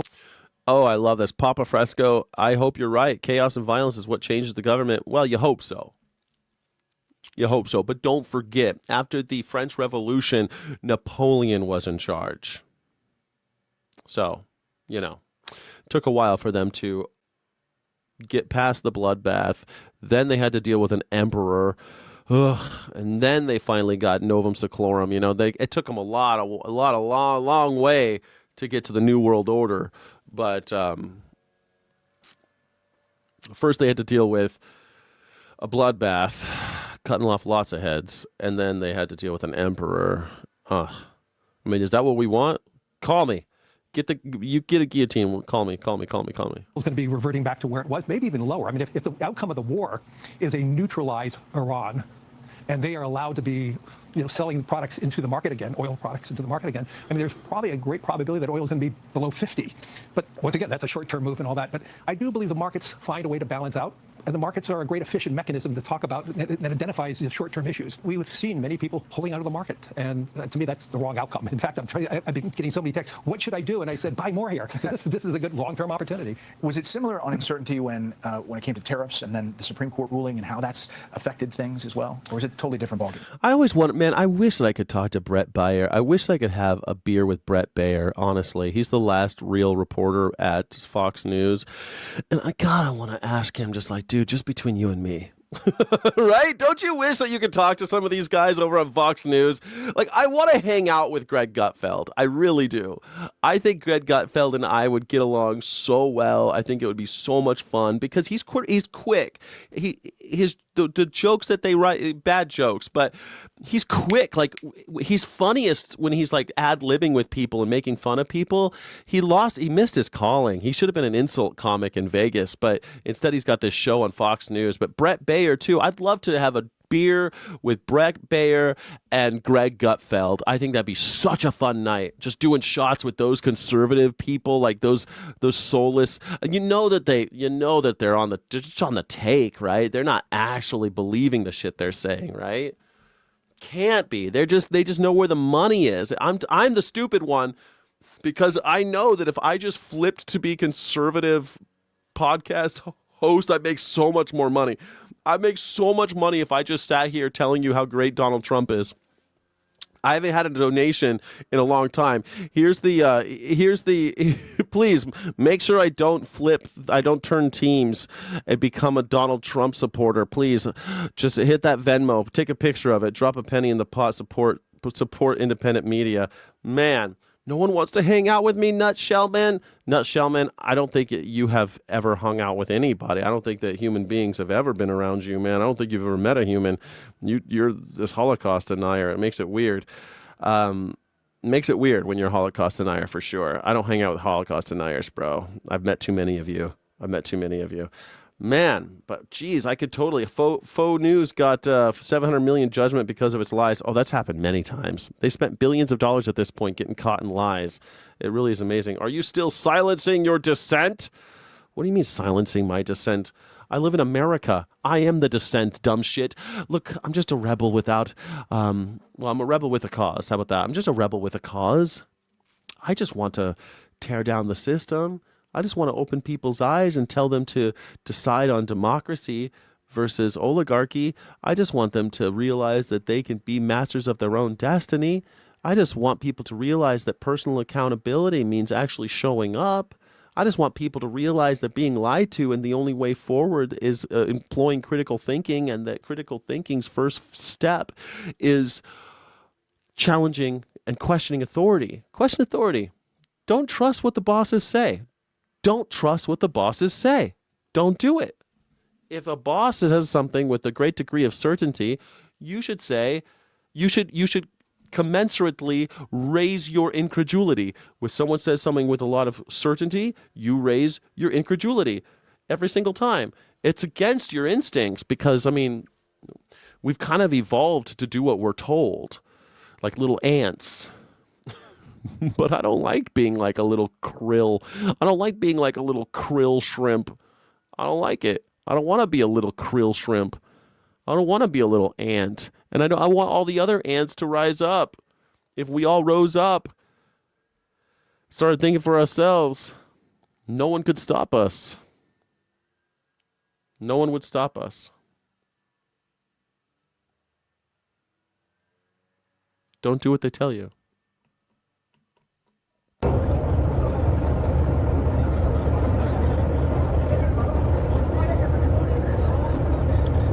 Man, look at this. Just blowing up shit in the water. Look at this. They call us terrorists. I don't know. That's what that looks like, huh? That's an oil tanker getting exploded. Man. They say only one guy has been killed so far. Oh, there's the escape boat.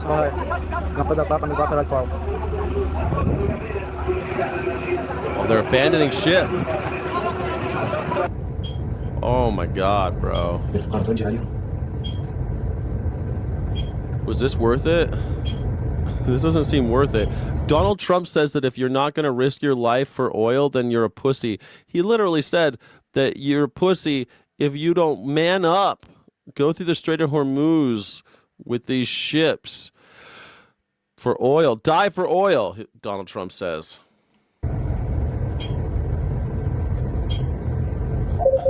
I see you say cool escape boat. They always look like that, those little orange escape boats.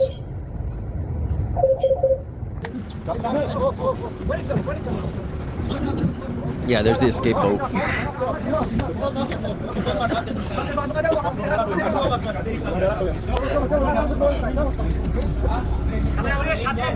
Man, I bet you that ride was scary as shit.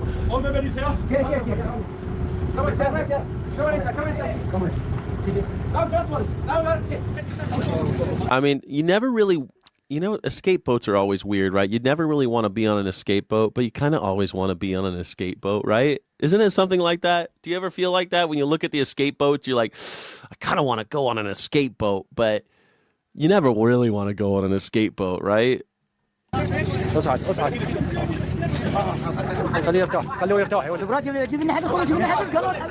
Ooh, look at this guy, John Patrick.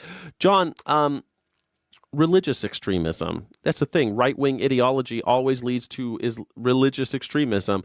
What you're afraid of is right-wing ideology. In Iran, they have right-wing ideology. What you have in America right now is right-wing ideology. What you have in Israel right now is right-wing ideology. And what happens when right-wing ideologues get at odds? They fight. They have to. Because the only way to justify the power that you wield is to start wars. Because only I can be your retribution. I am your salvation. Be very afraid. I'm the only one who can really do something about it. I am the only one who can save you. This is how they do. They always do the same thing. It's always been the same thing. You're the best. America first. Trust me. Trust me. America first is the best. We're the best. We're the best one. Define right-wing ideology. I made a whole video about it. It's called the 14 points of MAGA's 14 points of fascism and how Donald Trump checks every box. I think that's the title of it. It's a video. You should watch it. Right-wing ideology. Oh, actually, you know what? Let's do it right now. Define right-wing ideology. Let's see what Google says. See if we agree. Right-wing ideology generally supports social order, traditional values, hierarchical structures, and limited government intervention in the economy, originating from the 1789 French Revolution, and emphasizes nationalism, individualism, free markets, and property rights. It spans a spectrum from moderate conservatism to extreme nationalism. There you go. Ultra right-wing, extreme nationalism, extreme, look, Bundesamt für Verfassungsschutz. Oh, wow. There's a person, the Bundesamt für Verfassungsschutz is there too. Right-wing politics, a range of political ideology, view certain social orders and hierarchies as inevitable, natural, and normal. There you go. There's a great Wikipedia page about it too, man. There's a great Wikipedia page about it right here. Look at this. We have fiscal conservative, laissez-faire economic policies. That's kind of like the right-wing Republican, what we used to consider Republican. Donald Trump isn't any of those things. He's what's called anti-communism for sure, man. They hate working together. They hate communism for sure. Look, there's a great thing about right wing. Look at this. Charles de Gaulle. Man, there's all sorts of really good stuff. Oh, Donald Trump's down here. Religious right in the United States. Look at that. The religious right in the United States. There's even a little The United States Department of Homeland Security defines right-wing extremism in the United States as broadly divided into those groups, movements, and adherents that are primarily hate-oriented based on hatred of particular religious, racial, or ethnic groups. Wow, that's perfect. There you go. Let's use the Homeland Security's definition. And those that are mainly anti-government, rejecting federal authority in favor of state or local authority, or rejecting government authority entirely. It may include groups and individuals that are dedicated to a single issue, such as opposition to abortion or immigration. I think that's pretty close. Yeah. I think that when you have a right-wing dictator, though, the state becomes everything all of a sudden. So all these people who used to love small government now love the government because they love this guy for some reason. This weirdo right here. What is with this guy? You just love that guy, right? Donnie, you love him. I don't know. I don't get it. I don't get why this guy is like your guy. Failed painter. Look at this guy, this failed painter. Interesting. Israelis are more religious than Iranians. I mean, I would say so. Don't you think? Don't you think that Americans are more? We have more Americans believe in angels than anywhere else in the world. I think the angels are real, and that they're fighting with demons for the control of our souls behind the invisible veil. Right there, right amongst us, right around me all the time. There's angels and demons fighting for the control of my soul. It's perfect. Yeah. Does all his research on... Yeah, totally. I do all my research on Wikipedia completely. Absolutely. All of it. That's how I do all of my research. That's how I got through college, was Wikipedia. Thank you. Fucking moron. That's what I mean. Holocaust denier. This guy, 100% a Holocaust denier. Lisa Mallet, thank you so much for becoming a channel member.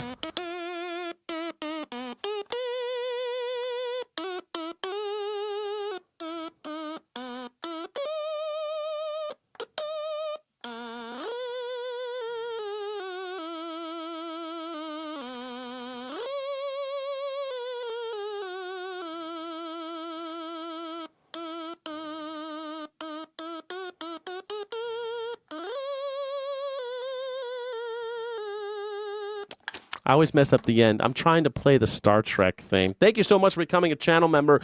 I never had a single lesson. Channel members, Sky City Rebels. Can we get some Sky City Rebels emojis in here for our brand new Sky City Rebel, Lisa Milan? Thank you so much. You get exclusive access to our other streams, the Afterglow streams. And if you're a Purple or Black Belt member, you get extra streams. You get the After Dark and the After Sunday stream, which is pretty cool, and access to all of our vaults and early access to our evergreen videos. Thank you so much, Lisa. And a guitar recital every month. Welcome, welcome, welcome. I appreciate you.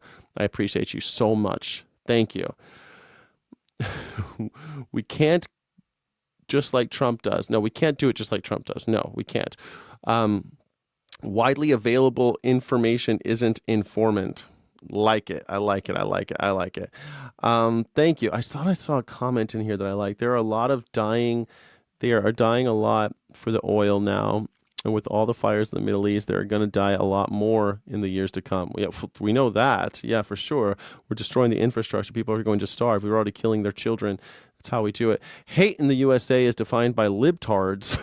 Saying a man, oh my God, you guys with your genitals, man. You guys are obsessed with genitals. I'm so tired of hearing you guys talk about, oh wait, violence to libtards is saying a man is not a woman. Newsflash, America is tired of your religion, of redefining truth. So we voted Trump who is only competing his campaign promises. His campaign promises were to lower grocery bills and to not start wars. He has not done either of those things. In fact, he's done the opposite. Everything's more expensive and there's more wars. So ding dang do, wake the fuck up, moron. Thank you so much for being here.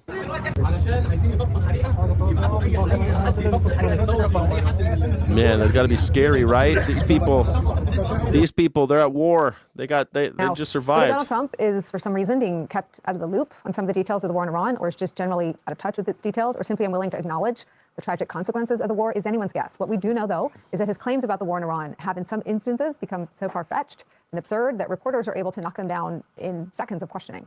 More damaging, politically at least, to Trump as the human cost of the war grows, with 8 U.S. service members having lost their lives and more than 140 service members now injured, Donald Trump's own base is not buying what he's selling. Case in point, yesterday. Ooh, this is a good question.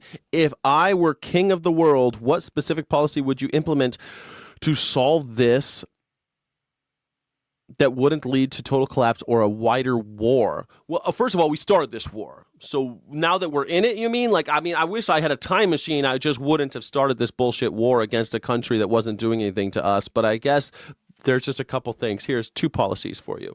First, we get off our dependence of foreign oil, of foreign energy, of foreign all that shit. It's a little bit of an isolationist view, but I don't think we should be living like cavemen in the 21st century where we're collecting shit out of the earth and burning it for IBUs. Seems like a really stupid thing to be doing in the 21st century when we can shine a piece of glass at the sun and get all the energy we need. We have the technology, we need to implement it. But I don't know. Oh my God. Windmills are ugly. Look, crybaby, stop fucking complaining about windmills being ugly. You know what I think is ugly? Dead school kids. I think dead school kids are uglier than windmills. That's just it. I don't want to hear about I'm king of the world in this scenario anyway, but I think that I'll take windmills over dead school kids any day of the week. Second, get the fuck out of all those countries. Stop supporting Israel. Stop supporting anybody who's a monarch. Stop supporting anyone that isn't democratically elected. I don't want to have anything to do with them. If you are a fucking king, like they got in Saudi Arabia, Qatar, all of our right-wing religious friends in the Middle East, we love those guys for some reason, because they make sure that the money comes this way, make sure that the oil comes this way. So that would be the first, those are the 2 big ones, right? Get the fuck out of the Middle East, stop taking oil from the Middle East. That would be, I think, pretty easy. It might hurt a little bit because we would have to wean off. It sucks when you wean a baby off the tit. But eventually, you got to grow up and stop drinking dairy. You got to stop it. That casein in the dairy, it's habit forming. It gives you prostate cancer. It's worse than cigarettes. Dairy's worse than cigarettes, and we keep drinking it throughout our life. You got to wean off. I know it's tough. Same thing here. We got to wean off the oil. Grow the fuck up. Stop. Problem solved. A green energy, I'm talking not just green energy, by the way. I'm talking real infrastructure, like a bullet train going coast to coast, so we no longer have to rely on burning fuel and jet planes. I mean, I can't believe we don't have an intercoastal, we don't have a bi-coastal train yet. That's insane. Every other country has one. You could zip across England. You could zip across. I've been on the bullet trains in Japan. Why the fuck can't we do that? We can't do that? We're not able to. We're just not. We just can't. We can spend $1 billion a day bombing Iranians, but we can't build a bullet train? The fuck? What do you mean? It's crazy. We can't do it? We just can't do it. I mean, I love the fact that people are complaining about California's bullet train costing a lot of money because it's like $70 billion and it was supposed to cost $30 billion or some shit. It's like, well, it's better than bombing Iran. Like, if you could limit the amount of gasoline being used by building bullet trains, I don't care how much it costs, honestly. So, yeah, total collapse, it would not. Yeah, there you go. Piece of cake. Thank you so much for joining. My name is Skyjack Morgan, independent news and culture commentator, free speech and critical thinking advocate. Thanks you so much for being here. Don't forget to like and subscribe. Sky, you are quoting the Bible. That's true. I quote the Bible a lot. I was raised really in a religious, very religiously. I went to religious schools. I was raised in a very religious situation. It's funny because my parents weren't very religious, but I went to religious schools because I grew up in an area that, it didn't have good public schools, so I went to private schools growing up. Eventually, when I went to high school, I didn't, but I went to, growing up from like K through 7, I was in religious schools. Mm-hmm. So I'm a Holocaust denier for being on board with equating Ice Age. Yes, you are. Yes, you are you said death camps. I said concentration camps. Now you're switching it up, nutshell man. Oh, I never said death camps. You said death camps. I said concentration camps. You are a Holocaust denier. Yes, you are. You are the same as a Holocaust denier. You are the same ilk. You will deny, deny, deny. You do not care. Can I be more specific? Skyjack don't know his ass from a hole in the ground. I don't? I say that all the time. Are you just quoting me? I say that all the time. Is that me? You must be talking about me. If we call it freedom, gun train maybe then? Oh, I like this idea. Jonathan Reed. Jonathan Reed, I love this. Freedom gun train. We need a gun train. I thought bullet train. I thought we'd be into it because we like bullets in America. Gun train. Assault rifle train. Rifle train. Just rifle train? I don't know. Some kind of train. We need a bullet train. It's really stupid that we don't have one. I can't believe it. No more wars. No new wars. 4 more wars, said the deceitful MAGA rats. MAGers, man, they're liars. You can't trust them. They're Holocaust deniers. This is what they are. They're crybabies. Donald Trump is the first gay president, and he just won't admit it to us. I mean, Sasha Riley said that he put tent poles up Donald Trump's butt, and that's why he's got to wear diapers for the rest of his life. And I believe him because Donald Trump is gay AF. Not that there's anything wrong being gay, guys, but Donald Trump is the first gay president. Do you remember when Republicans used to call Clinton the first black president? They used to say that shit, man. And now I think Donald Trump is the first gay president for sure. Trump was asked about the bombing of an Iranian girls' school. 175 people were killed. Many of them were children. Multiple outlets report that the United States is likely responsible for that strike. But Donald Trump claimed that Iran might have used a missile created by the United States to strike their own school-aged children. Take a listen to what New York Times reporter Sean McCreesh asked and Donald Trump's response. Mr. President, you just suggested that Iran somehow got its hands on a tomahawk and bombed its own elementary school on the first day of the war. You're the only person in your government saying this, even your defense secretary. I love that we finally have, we've got some journalists who are standing up to Donald Trump. It took just a year. It just took a year. Donald Trump did all this crazy shit, and now people are starting to wake up. Even Joe Rogan now is waking up. Can you believe it? Joe Rogan is like, all you guys are idiots. You should all feel betrayed. You should all feel betrayed. And yet, you don't, do you? You still think that he's your boy. You still think Donald Trump's your friend. Don't forget, if you love independent media, please hit me up on Venmo. It's the way to give money to independent media sources so that we don't all just go into the abyss quietly. Thank you for joining Dignity-Based Resistance. If you are into something like that, become a channel member. Hit like and subscribe. Make sure things happen. Thank you. Secretary wouldn't say that when he was asked, standing over your shoulder on your plane on Saturday. One more time, nutshell. I'm going to try to explain to you this one more fucking time. A concentration camp, a death camp is like a type of concentration camp. You understand? A death camp was during the final solution years. That was just like the last 2.5 years of the war. Everything else was really just about deportation. It was about deporting the Jews and undesirables and asocial and artists they didn't like, women they didn't like, gays they didn't like, blacks they didn't like, people they didn't like. Just put them all in one pot, and they put them in these things called concentration camps, deportation camps, deportation centers. That was the idea. And they sent them out. But it got a little hairy when you're trying to deport them to countries that they were at war with. And so they couldn't quite do that. So then they just had to collect people and collect them and collect them. And eventually it's hard to feed all those people. You can't always, when the war starts turning not in your favor and you still got to feed all these mouths and all these slaves, well, you can use them to build cars for Mercedes, build cars for Volkswagen and Porsche. Those companies existed back then, and they used slave labor from concentration camps, just like our agricultural companies are using slave labor from our concentration camps. It's a common practice right now. It's happening more right now. An ICE detainee can get paid $1 a day to go pick fields or go work in slaughterhouses. That's the whole game. It's the same game as before. And what happens is when it gets a little hairy, you got to start killing people because not everybody can work. Some of our little 5-year-old kids, some are frail women, some are old men. You can't feed all of them if they're not working. And so what do you end up doing? Well, usually they let them die by disease because the enfeebled are already susceptible. And they know that when they put a lot of people in confinement, they kill them. But eventually you've got to come up with a better idea. So they came up with this idea, the Wannsee Accord, the Wannsee Conference, and they called it the final solution, and they did it that way. Now they had certain camps that weren't about labor, and they weren't about moving you or deporting you. They were about the final stop, and they were only about extermination.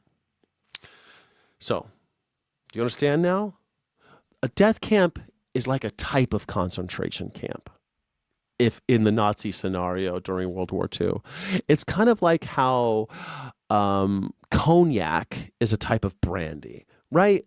Brandy is just burnt wine, but cognac is from a very specific place in France where all the grapes are grown. Or maybe you're not a cognac drinker. Maybe you like a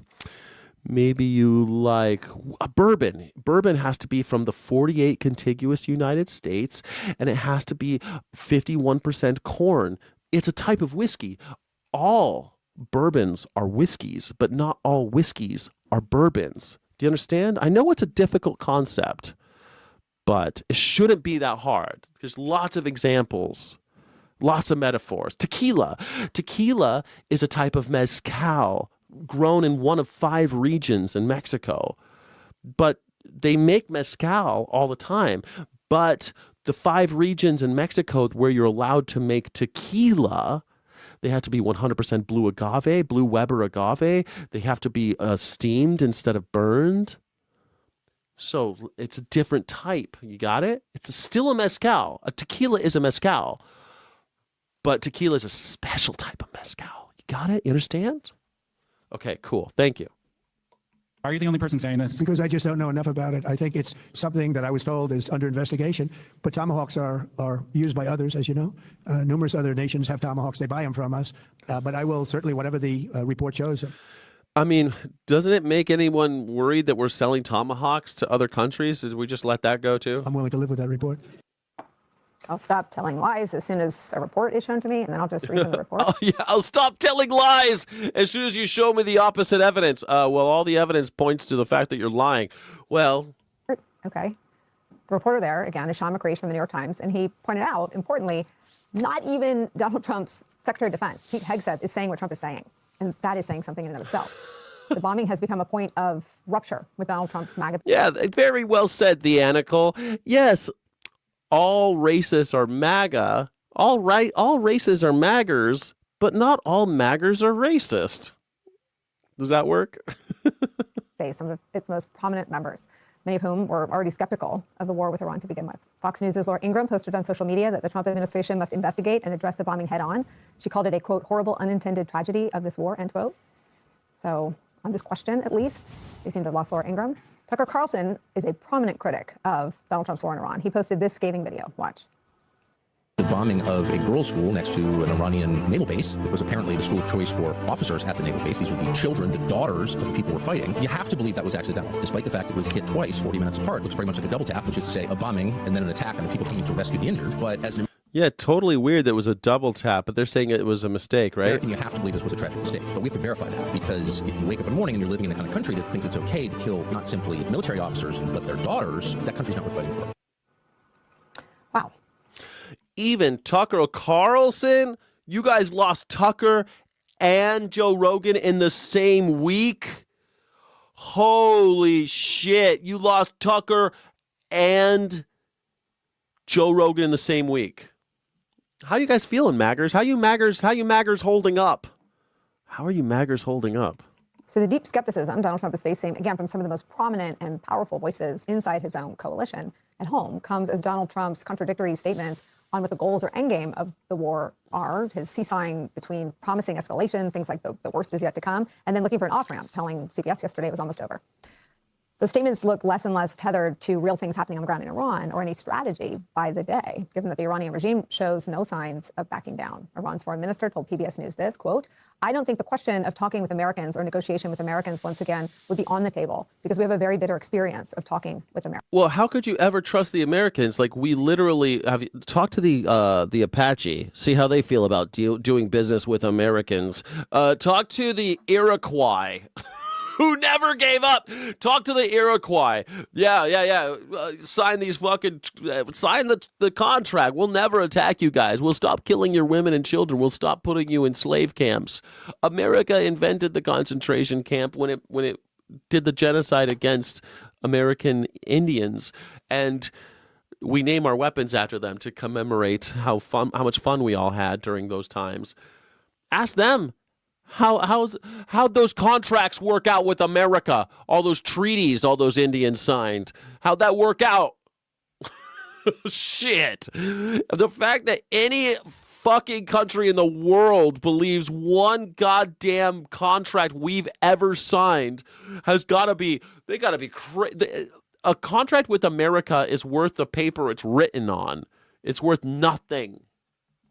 Americans. That is where we start today with New York Times correspondent Sean McCreish. Also joining us, former DHS Chief of Staff during Donald Trump's first term, Miles Taylor's here. With me at the table for the hour, Lieutenant General Mark Hertling is here. He served as the commanding general of the U.S. Army in Europe.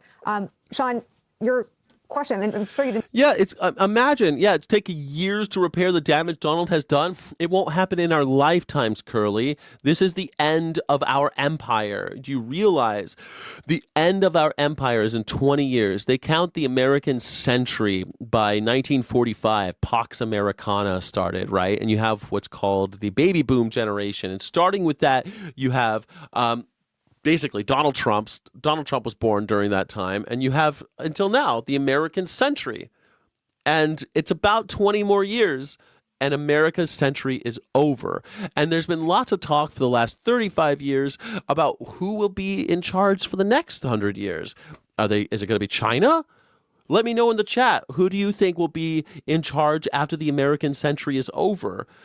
It might be over 20 years early, but I don't think so. I think we're going to kind of coast downhill for another 20 years because a lot of countries will probably still do business with us because we still have a lot of the money. We're still, in control about a lot of things. We got a big military and shit, but it's just all downhill from here. We're already we're already Israel's rent-a-cop. So we're basically guns for hire and pirates of the Caribbean, bombing civilians in the Caribbean Sea. So, dude in the middle wears nothing but that black outfit. Weirdo probably thinks he's a Steve Jobs. Really? Is that what guy? What dude in the middle? Intend to become part of the story at all, so I'll apologize in advance for our coverage of your part of that. But it did seem like an important distinction that on this matter, he's the only one saying that the Iranians bombed the girls' school. Is that still their position? Yeah, so it was interesting. I was asking administration officials all week, and the administration had a line, which was that it's under investigation. Then move. You move. You're the one trying to make us like the Taliban. You move. You move. You're the one ruining everything. You're the one shitting in the sandbox. You're that little kid that takes a shit in the sandbox when we're all trying to have a good time. Well, everyone's having a good time, and then you maggers came along and fucked it all up. We were all fine. We had mostly peace, mostly prosperity, and then MAGA came along, and you fucked it all up. And you want us to leave? You leave. You're not even a patriot. You hate America. You hate the Constitution. You hate Congress. You hate representative government. You think that Donald Trump is king, but he's just king of the chomos. He's the king of the pedophiles, and you're supporting him. What's that say about you? You should leave. Move to El Salvador, where Bukele, the world's coolest dictator, according to himself, he loves guys like you that lick boots for a living. Go lick boots. All you maggers, you hate America so much. Go to Taliban-controlled Afghanistan. Shit, go to Saudi Arabia, where they got a king, and they love dick suckers like you that go sucking dicks of kings. Go. You're ruining it for us all. America is a laughingstock. It's turning into a shithole because of you. It's only been a year, man. A year of this shit with Donald Trump. A year. God damn it. We got to do this for 3 more? I hope not. I think he'll be gone by the end of 2026, but hey, we'll see, I suppose. You hate America so much, all of you maggers. You hate it so much. Go. Just leave. Actually, I just think that California should secede and leave all of you to rot. All of you, no more freeloading off of California anymore. We're leaving. Fuck all of you. You guys keep wanting to put fascists in charge and kill people overseas. I'm over it. Welcome back. The Trump administration appears to be escalating efforts to vindicate the president's still false claims that the 2020 election was stolen. A new piece in The Atlantic details how both the Department of Homeland Security and the FBI are now investigating the 2020 election results in Arizona. We know that they made efforts in Georgia. This is now a new state. What's more, the administration has ordered the creation of a small task force to probe election fraud claims in other states, too. I want to bring in the co-author of that piece, staff writer for The Atlantic, Sarah Fitzpatrick. So first, Sarah, I think to people who might... Yeah, California's the shithole. Yeah, we don't have a bunch of roads filled with potholes. Look, man, I've been to almost every state in this country, and no, keep saying California's a shithole. Keep saying it. I love the fact that you imbeciles say shit like that. Yeah, California's a shithole. Whatever you do, don't come out here. Whatever you do, don't come to California, please, please. And I tell you what, from now on, send all the money back and don't use the interstate highway either, because that's ours too. We paid for that. You're not allowed to use any government services, your Social Security, nothing. California pays for all that shit. If you have any benefit from the United States government, oh, by the way, the military, who pays for that? California. California pays for that shit. Oh, all those soldiers? How come so many of them are from California? Yeah, it's a shithole. It's a shithole. Stay the fuck out, please. Please stay out of California. We got too many of you maggers moving in anyway. All you fucking redneck rubes. All you redneck rubes and hayseeds blowing around America looking for boots to lick. Please stay out of California, whatever happens. Whatever happens. Stay in Oklahoma with your stupid Senator Mark Wayne Mullins. What a great guy. Stay in Oklahoma or Missouri or Mississippi or any one of you all you slack-jawed Southerners. So funny, you guys. You guys, Holocaust deniers and racists, you Jim Crow loving bastards. You're assholes. You're out. Cutting you off. Just be going through their brain archives and saying, wait, didn't the Trump campaign at that point in 2020 try to investigate and file lawsuits for recounts in all of these states? The cyber ninjas were in Arizona. They found nothing that would have meaningfully changed the results. And yet, here we are again, but with actual government agencies and apparatuses behind the investigation. Just talk us through what's going on. It's a really wild development, Elliot. I think it reflects the fact that the Trump administration is trying to cast doubt and throw every single thing that they have within the federal government at this issue, regardless of what's been done before, regardless of what the... Ain't that funny that we make more money than Germany? We're the fourth richest country in the world this year, and they're like, it's a shithole. Okay, yeah, it's a shithole, all right. And I think why it's significant is it shows that this is what they want to use their resources on. This is what they want to use time and attention on. This is what they want to use taxpayer money on. But also, the Department of Homeland Security does not work in this space. They are taking agents away from sex trafficking. They are taking Mystery, go ahead. Tell me what a woman is. Tell me what a woman is. Tell me what it is, Mystery. It's always so funny. You guys want to ask, what is a woman? Tell me what it is, Mystery. I'll pay attention. I'm looking for you. I'm looking for you, Mystery. Tell me what a woman is. I'd love to know what a woman is. It's your mom? Yeah, it's your mom. Your mom. Exactly. I'd love to see that. 3% of the military budget would solve world hunger. Yeah, 3%. And California pays for 50% of it. Jesus Christ. Away from drug cartels to reopen something that the agents themselves at DHS has said, we don't even know where to start. And we could tell that from some of the documents that we obtained. So it's really I worry sometimes that we as journalists... I love this. Democrats made Jim Crow laws. Oh, I like you, Mystery. You're so stupid. Yeah, the Democrats made it, and then the Democrats signed the Civil Rights Act, and then all of the people in the South became Republicans. You always forget that part, don't you? Also, not a Democrat, dumb shit. You are fucking stupid, brainwashed asshole if you are always thinking about the parties. I'm not thinking about the parties. I don't care about the parties. Just because you vote in an election and you pick one side, you pick Coke or Diet Coke back in November, does not make you Coke or Diet Coke. You're just an asshole who showed up for one day. Unless you're on the fucking payroll, you're not Republican and you're not Democrat, okay? Seeing the world in red and blue has got your brain all fucked up. You're not supposed to see the world like that, okay? You're supposed to see the world as, hey, my neighbors need help. I'm going to help my neighbors. That's how you're supposed to see the world. But instead, you outsourced all of that, and now you just believe in this weird red or blue thing, as if you're on some kind of sports team. You're not on the sports team. You're not a Bronco. You're just an asshole turning beer into piss, cheering for the guys on the field. You're not a Bronco. You're just an asshole who takes part of his money and buys the merch. That's what you are. You're not a real Republican or a Democrat. You're just an asshole turning beer into piss, buying merch from the monsters.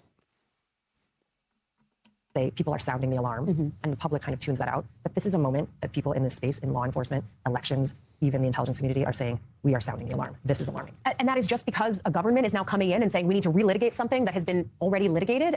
A president has already served in the election that he won, and we're doubling back 5 years, 6 years now into history. I mean, to what end? What does it serve? And to that point, where might they explore next? Because they did Fulton County, because they're now doing Maricopa County. I mean, these were counties that we had reporters on the ground in for months for the election because they were so central and important. So my reporting suggests that the Justice Department has a very active effort underway to go into as many states as possible. They are My looking mom into was, you're right. possible investigations, possible claims. They are talking to people that previously were totally never taken seriously by the FBI or other federal agencies, who are now having very long, very extensive meetings, sharing information that has often been debunked, but that is being taken very seriously, not just by the Justice Department, but by the White House. So I think we should expect to see this type of thing happening in multiple states. And I think we should expect to see other agencies coming to play in this space.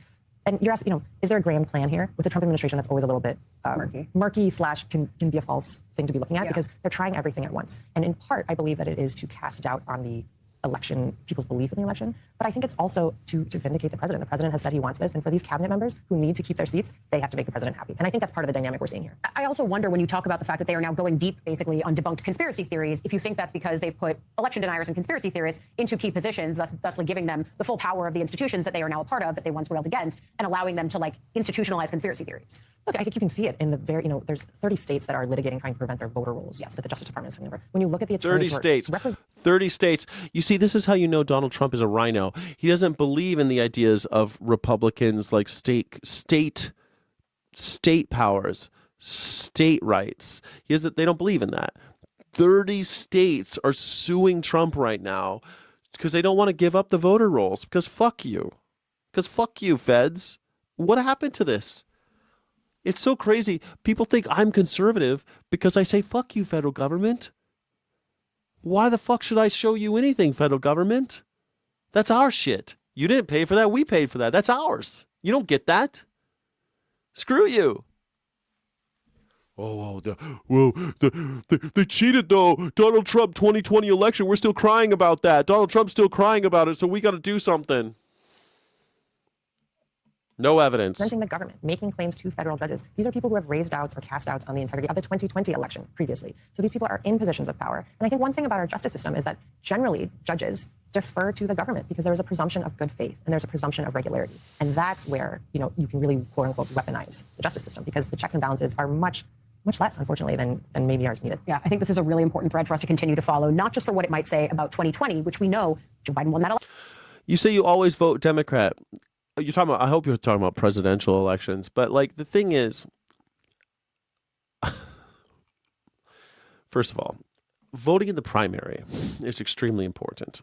I think what we really need to do, if I could just get one thing in people's heads, they got to vote in the primary. You have to vote in the primary, because part of the reason why we have such shitty candidates and why Donald Trump is president right now is because not enough people vote in primaries. I know it's a pain in the ass, but it's almost more important to vote in the primary than it is to vote in the general. The general election is just for amateurs. It's like going out on a Friday night. I used to work in food and beverage, and I always hated working Friday nights because people get off of work, they're like, "What do you want to do? Let's go out." Okay, should we make a reservation? They never ask. They never make a fucking reservation, and then they're all pissed that they're waiting in line on a Friday night because they're all a bunch of morons. Saturday night, people plan. People are like, "Hey, you want to go out in 2 weeks? Yeah, sure. Let's make some reservations at a nice place. Yeah, let's do that. Who's gonna pay? I'll pay this time. Great." On Friday night, it's always a shit show. Everything sucks. It all sucks. Friday night's for amateurs. That's what we're doing on Friday night. That's a general election. Bunch of amateurs show up and vote. But look, you could sit out. You don't have to vote in the general election. Just vote in the primaries. I'm telling you, it's so much more important. Vote in the primaries. And also, your vote is never thrown away. Even if you have somebody who's like entrenched, like I don't know, like Ted Cruz. If somebody runs against him in the Republican primary, vote for that person, whoever they are, just to scare Ted Cruz. Fucking put him on notice. The more scared these Congress people are, the more likely they are to listen to the people and do what they say instead of listening to their party. They're too comfortable. They're too comfortable. They think they got forever jobs. They think they're the fucking Supreme Court. They're not. They're supposed to be listening to the people. They're supposed to represent us, not the party. If you are, like Ted Cruz, a Republican before you're a Texan, that is a problem. And it's not just Ted Cruz. There are people in Texas that think of themselves as Republicans before they think of themselves as Texans. That's a problem. It's happening all over. I picked Ted Cruz because he's such an asshole, but it's happening all over. And these Democrat senators are surprised that the Republican senators aren't backing them up. When did you think the Senate, the institution of the Senate, was more important than the people? You're supposed to be going to the people to back you up. The people are the ones who are supposed to back you up, not other senators. Damn. You ain't got nothing in common with Rhode Island. And the party is just a control mechanism to keep you under the yoke. Lindsey Graham. Well, Lindsey Graham, I almost said Lindsey Graham, but Lindsey Graham isn't as entrenched as people think. Like, they ran him against, in one of the think tanks, they ran him against any Democrat. It was like any Democrat without a name, right? Any Democrat running against Lindsey Graham right now, Lindsey Graham only wins by 4 points. That used to be a deep red seat. And now, maybe not. Maybe not. Maybe not. Lindsey Graham should try to help North Carolina instead of Israel. That's my point, Thorne. Exactly. That's my point. You're supposed to help your state, your district. He doesn't have a district because he's a senator, but the Congress people do. My congressperson sucks. She's a Republican that doesn't do town halls ever, never talks to the people. That ain't okay. I have a representative who's Republican, and she sucks. And she's not even in one of the Republican districts that's going to be part of the redistricting, which sucks too. Yeah. Exactly. Thank you. America chose Trump. No, dumb shit. A bunch of assholes voted on November 5th. They didn't. The primary, not enough people voted. People didn't vote in the primary. People don't vote in primaries. He shouldn't have been even a candidate. He should be sitting in jail right now. And anybody else having committed the crimes that Donald Trump has committed would be in jail right now. He should be in prison. But Merrick Garland was such a slowpoke, and you had a bunch of gerontocracies. Like, you have a bunch of fucking old people running the government like Joe Biden and Merrick Garland. Guess what? Nothing gets done, and now Donald Trump is president again. It's not because people chose it. It's because the oligarchs chose it. You think the people chose Donald Trump? Most Americans have never voted for Donald Trump. In 3 elections, most Americans have never voted for Donald Trump. Because guess what? Only about half of us vote anyway. Half of us vote, and then half of those people voted for Donald Trump. because they're easily bamboozled. Thank you all for joining Illegitimacy Non-Carborundum. Thank you so much for being here. Exactly, 90%. You're talking about your daddy Messiah, Obama. Biden. I do talk about them, yeah. They're not my Messiah. I don't know if you could tell. Let me turn this off for a second. The #1 news reaction show on YouTube graphic. You see right here, it says independent, because I don't like either of the parties. I hate the parties. They hate me. I don't think this whole idea of being part of the party is a good one. You're an idiot. Thank you so much for joining Illegitimacy Non-Carborundum. Don't let the bastards grind you down. Please keep it going. Godspeed, rebels. Afterglow starts now. If you're a channel member, Sky City Rebels, thank you so much for being here. You're the best. Thank you so much for watching.